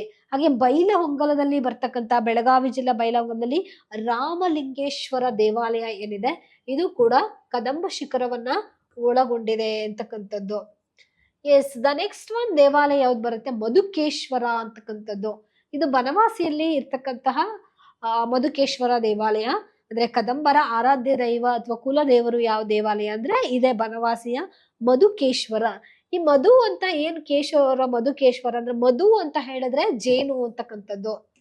ಅಂದ್ರೆ ಜೇನಿನ ಆಕಾರದಲ್ಲಿ ಈ ದೇವಾಲಯದ ಶಿವಲಿಂಗ ಇರೋದ್ರಿಂದ ಇದನ್ನ ಮಧುಕೇಶ್ವರ ಅಂತ ಹೇಳಿ ಕರೆದ್ರು ಅಂತ ಹೇಳಿ ನಾವು ನೋಡ್ತೀವಿ. ಮಧು ಅಂತ ಹೇಳಿದ್ರೆ ಜೇನು ಅಂತ ಹೇಳಿ, ಜೇನಿನ ಬಣ್ಣದಲ್ಲಿ ಈ ದೇವಾಲಯದ ಶಿವಲಿಂಗ ಇದೆ, ಹಾಗಾಗಿ ಇದನ್ನ ಮಧುಕೇಶ್ವರ ಅಂತ ಹೇಳಿ ಕರೆದ್ರು ಅಂತ ಹೇಳಿ ನೋಡ್ತೀವಿ. ಇನ್ನೊಂದು, ಈ ಮಧುಕೇಶ್ವರ ಬನವಾಸಿಯಲ್ಲೇ ಕಂಡುಬರ್ತಕ್ಕಂಥದ್ದು. ಉತ್ತರ ಕನ್ನಡ ಜಿಲ್ಲೆಯ ಬನವಾಸಿ ಅಂತಕ್ಕಂಥ ಸ್ಥಳದಲ್ಲಿ ನೀವು ಹೋದ್ರೆ ಈ ದೇವಾಲಯವನ್ನ ವೀಕ್ಷಣೆ ಮಾಡ್ಬೋದು. ಸೊ ಇಲ್ಲಿ ನೋಡಿ ಈ ದೇವಾಲಯದ ವೈಶಿಷ್ಟ್ಯತೆ ಬಂದಾಗ ಈ ರೀತಿಯಾದಂತಹ ಮೇಲ್ಛಾವಣಿ ಕಂಡು ಬರ್ತದೆ. ಒಂದ್ ರೀತಿ ಇಳಿಜಾರದಂತಹ ಮೇಲ್ಛಾವಣಿಯನ್ನು ನೋಡ್ತಾ ಇದ್ದೀವಿ. ಯಾಕೆ ಈ ರೀತಿ ಒಂದು ರಚನೆಯನ್ನ ನಾವು ನೋಡ್ತಾ ಇದೀವಿ ಅಂತ ಹೇಳಿದ್ರೆ, ಮೊದಲೇ ಮಲೆನಾಡು ಪ್ರದೇಶ, ಹೆಚ್ಚು ಮಳೆಯಾಗ್ತಕ್ಕಂತಹ ಸ್ಥಳ ಇದು. ಹಾಗಾಗಿ ಈ ಒಳಗಡೆ ಇರ್ತಕ್ಕಂಥ ಸ್ಥಳಗಳಂದ್ರೆ ಹೆಚ್ಚು ಮಳೆ ಆಗೋದ್ರಿಂದ ನೀರು ಇಳಿಜಾರಾಗಿ ಹೋಗ್ಲಿ, ಈಸಿಯಾಗಿ ಹೋಗ್ಲಿ ಅನ್ನೋ ಕಾರಣಕ್ಕಾಗಿ ಈ ರೀತಿಯಾದಂತಹ ಒಂದು ಮೇಲ್ಛಾವಣಿಯನ್ನ ಹಾಕಿರ್ತಕ್ಕಂಥದ್ದು. ಇಳಿಜಾರಾದಂತಹ ಮೇಲ್ಛಾವಣಿಯನ್ನ ನಾವು ಈ ದೇವಾಲಯದಲ್ಲಿ ಗಮನಿಸಬಹುದು ಅಂತಕ್ಕಂಥದ್ದನ್ನ ನಾವು ನೋಡ್ತೀವಿ. ಓಕೆ, ಒಂದ್ ರೀತಿಯಾಗಿ ಈ ದೇವಾಲಯ ಏನಿದೆ ತುಂಬಾ ಪ್ರಸಿದ್ಧಿಯಾದಂತ ಬನವಾಸಿಯ ಮಧುಕೇಶ್ವರ ಅಂತಕ್ಕಂಥದ್ದು ಒಂದು ಪ್ರವಾಸಿ ತಾಣ ಕೂಡ. ಇವತ್ತು ನಾವು ಕದಂಬರ ಬಗ್ಗೆ ತಿಳಿಬೇಕು ಅಂದಾಗ ಈ ದೇವಾಲಯಕ್ಕೆ ಹೋದಾಗ ನಮ್ಗೆ ತಿಳಿಯತ್ತೆ ಅಂತಕ್ಕಂಥದ್ದು. ಎಸ್, ಮಧುಕೇಶ್ವರ ಅಂತಕ್ಕಂಥದ್ದು. ಓಕೆ, ಇಲ್ಲೂ ಕೂಡ ಈ ದೇವಾಲಯದಲ್ಲಿ ಒಂದು ಆಕರ್ಷಣೀಯ ಸ್ಥಳಗಳಲ್ಲಿ ಈ ಬನವಾಸಿಯ ಮಧುಕೇಶ್ವರ ಕೂಡ ಒಂದು ಅಂತಕ್ಕಂಥದ್ದನ್ನ ನಾವು ನೋಡ್ತೀವಿ. Is the next one, Hassan ಜಿಲ್ಲೆಯಲ್ಲಿ ಕಂಡುಬರ್ತಕ್ಕಂತಹ ದೇವಾಲಯಗಳು. ಹಾಸನ ಜಿಲ್ಲೆಯಲ್ಲಿ ನರಸಿಂಹ ದೇವಾಲಯ ಅಂತಕ್ಕಂಥದ್ದು ಕಂಡು ಬರುತ್ತೆ. ಹೊಳಲು ಅಂತಕ್ಕಂಥ ಒಂದು ಸ್ಥಳದಲ್ಲಿ ಹಾಸನ ಜಿಲ್ಲೆಯಲ್ಲಿ ಯಾವುದು ಕದಂಬರ ಶಿಖರದ ದೇವಾಲಯವನ್ನ ನಾವು ನೋಡ್ಬೋದು. ಬೆಟ್ಟದ ಭೈರವೇಶ್ವರ ದೇವಾಲಯ, ಇತರ ದೇವಾಲಯಗಳು ಕೂಡ ನಮ್ಗೆ ಹಾಸನದಲ್ಲೂ ಕೂಡ ಕದಂಬ ಶಿಖರವನ್ನ ಮಾಡೆಲ್ ಆಗಿ ಇಟ್ಕೊಂಡು ಇವರು ಸಹ ಕೆತ್ತನೆ ಮಾಡಿರತಕ್ಕಂಥದ್ದು ಕಂಡು ಬರುತ್ತೆ. ಈ ಹಾಸನ ಜಿಲ್ಲೆಯ ಜೊತೆಗೆ ಇನ್ಯಾವುದು ಕಂಡುಬರುತ್ತೆ ಅಂತ ಹೇಳಿದ್ರೆ ಯಾವುದು ಹಾವೇರಿ ಜಿಲ್ಲೆ. ಸೊ ಹಾವೇರಿ ಜಿಲ್ಲೆಯಲ್ಲಿ ಯಾವ್ದು ಬರುತ್ತೆ ಅಂತ ಹೇಳಿದ್ರೆ ಈ ಹಾವೇರಿ ಜಿಲ್ಲೆಯ ಸೋಮೇಶ್ವರ ಅಂತ ಕಲಕೇರಿ ಅಂತಕ್ಕಂಥ ಒಂದು ಸ್ಥಳದಲ್ಲಿ ಸೋಮೇಶ್ವರ ದೇವಾಲಯದಲ್ಲಿ ನಾವು ಇಲ್ಲೂ ಸಹ ಈ ದೇವಾಲಯದಲ್ಲಿ ಕದಂಬ ಶಿಖರವನ್ನ ಗುರುತಿಸ್ತೀವಿ. ಓಕೆ, ಸರಳವಾದಂತಹ ಕದಂಬ ರಚನೆಯನ್ನ ಇಲ್ಲಿ ನಾವು ಗುರುತಿಸಬಹುದು ಈ ದೇವಾಲಯಗಳಲ್ಲಿ. ಅದರ ಜೊತೆಗೆ ಚಿಕ್ಕಮಗಳೂರು ಜಿಲ್ಲೆಯಲ್ಲಿ ಇದು ಒಂದು ವ್ಯೂ ತುಂಬಾ ಚೆನ್ನಾಗಿದೆ, ವ್ಯೂ ಪಾಯಿಂಟ್ ನೋಡೋದಿಕ್ಕೆ ಈ ದೇವಾಲಯವನ್ನ. ಭೈರವೇಶ್ವರ ದೇವಾಲಯ ಅಂತ ಹೇಳಿ ಮೂಡಿಗೆರೆಗೆ ಹತ್ತಿರ ಆದಂತ ಸ್ಥಳ ಚಿಕ್ಕಮಗಳೂರು. ಸೊ ಇಲ್ಲಿ ಭೈರವೇಶ್ವರ ದೇವಾಲಯ ಏನಿದೆ ಇದು ಕೂಡ ಕದಂಬ ಶಿಖರವನ್ನ ಒಳಗೊಂಡಿರುವುದನ್ನ ನೀವು ಗಮನಿಸಬಹುದು ಈ ದೇವಾಲಯವನ್ನ. ಓಕೆ, ಇವೆಲ್ಲವೂ ಕೂಡ ಏನು ಕದಂಬರ ದೇವಾಲಯಗಳ ರಚನೆಯ ಮಾದರಿಯಲ್ಲಿ ಕಟ್ಟಿರ್ತಕ್ಕಂಥದ್ದನ್ನ ನಾವು ಗಮನಿಸ್ತೀವಿ. ಇದು ಎಕ್ಸಾಂಪಲ್ಸ್, ನೀವು ದೇವಾಲಯಗಳನ್ನ ಉದಾಹರಣೆಯಾಗಿ ಇಲ್ಲಿ ಇಂಥವು ಕದಂಬ ಶಿಖರದ ದೇವಾಲಯಗಳನ್ನು ಹೊಂದಿರತಕ್ಕಂಥ ದೇವಾಲಯ ಅಂತ ಹೇಳಿ ಮೆನ್ಷನ್ ಮಾಡ್ಬೋದು. ಹಾಗೆಯೇ ದೊಡ್ಡ ಗದ್ದವಳ್ಳಿಯಲ್ಲಿರ್ತಕ್ಕಂಥ ಲಕ್ಷ್ಮೀ ದೇವಾಲಯ. ಸೊ ಓಕೆ, ಇದು ಚತುಷ್ಕೂಟ ಅಂದ್ರೆ 4 ಗರ್ಭಗೃಹಗಳನ್ನ ಹೊಂದಿರತಕ್ಕಂಥ ಇದು ದೇವಾಲಯ ದೊಡ್ಡ ಗದ್ದವಳ್ಳಿಯಲ್ಲಿದೆ. ಇದು ಎಸ್, ದೊಡ್ಡ ಗದ್ದವಳ್ಳಿ ಅಂತಕ್ಕಂಥ ಒಂದು ಸ್ಥಳದಲ್ಲಿ ಕಂಡು ಬರುತ್ತೆ. ಸೊ ಇಲ್ಲೂ ಸಹ ನಾವು ಕದಂಬರ ಶಿಖರವನ್ನ ಗಮನಿಸಬಹುದು ಈ ದೇವಾಲಯದಲ್ಲಿ. ಸೊ ಈ ರೀತಿ ಇರ್ತಕ್ಕಂಥದ್ದನ್ನ ಗಮನಿಸಬಹುದು ಅಂತಕ್ಕಂಥದ್ದು ದೊಡ್ಡ ಗದ್ದವಳ್ಳಿ. ಸೊ ಇದು ಸಹ ಹಾಸನ ಜಿಲ್ಲೆಯಲ್ಲಿ ಕಂಡು ಬರುತ್ತೆ ಅಂತಕ್ಕಂಥದ್ದು. ಅದರ ಜೊತೆಗೆ ಮಲ್ಲಿಕಾರ್ಜುನ ದೇವಾಲಯ ಬಾದಾಮಿಯಲ್ಲೂ ಕೂಡ ಕದಂಬ ಶಿಖರಗಳನ್ನ ಗಮನಿಸ್ತೀವಿ ನೋಡಿ. ಮಲ್ಲಿಕಾರ್ಜುನ ಟೆಂಪಲ್ ಅಲ್ಲಿ ಈ ಕದಂಬ ರೇಖೆ ಈ ರೀತಿಯಾದಂತ ಶಿಖರಗಳನ್ನ ಅಂದ್ರೆ ಗರ್ಭಗುಡಿ ಅಂದ್ರೆ ಸ್ಕ್ವಯರ್ ಪ್ಲಾನ್ ಅಲ್ಲಿ ಅಂದ್ರೆ ಚೌಕಾಕಾರವಾಗಿರ್ತಕ್ಕಂತಹ ಒಂದು ರಚನೆಯನ್ನು ನೋಡ್ತೀವಿ. ಮೇಲ್ಗಡೆ ಪಿರಾಮಿಡ್ ನ ಆಕಾರದಲ್ಲಿ ಮೆಟ್ಟಿಲುಗಳ ಸರಣಿಯನ್ನ ನಾವು ಗಮನಿಸ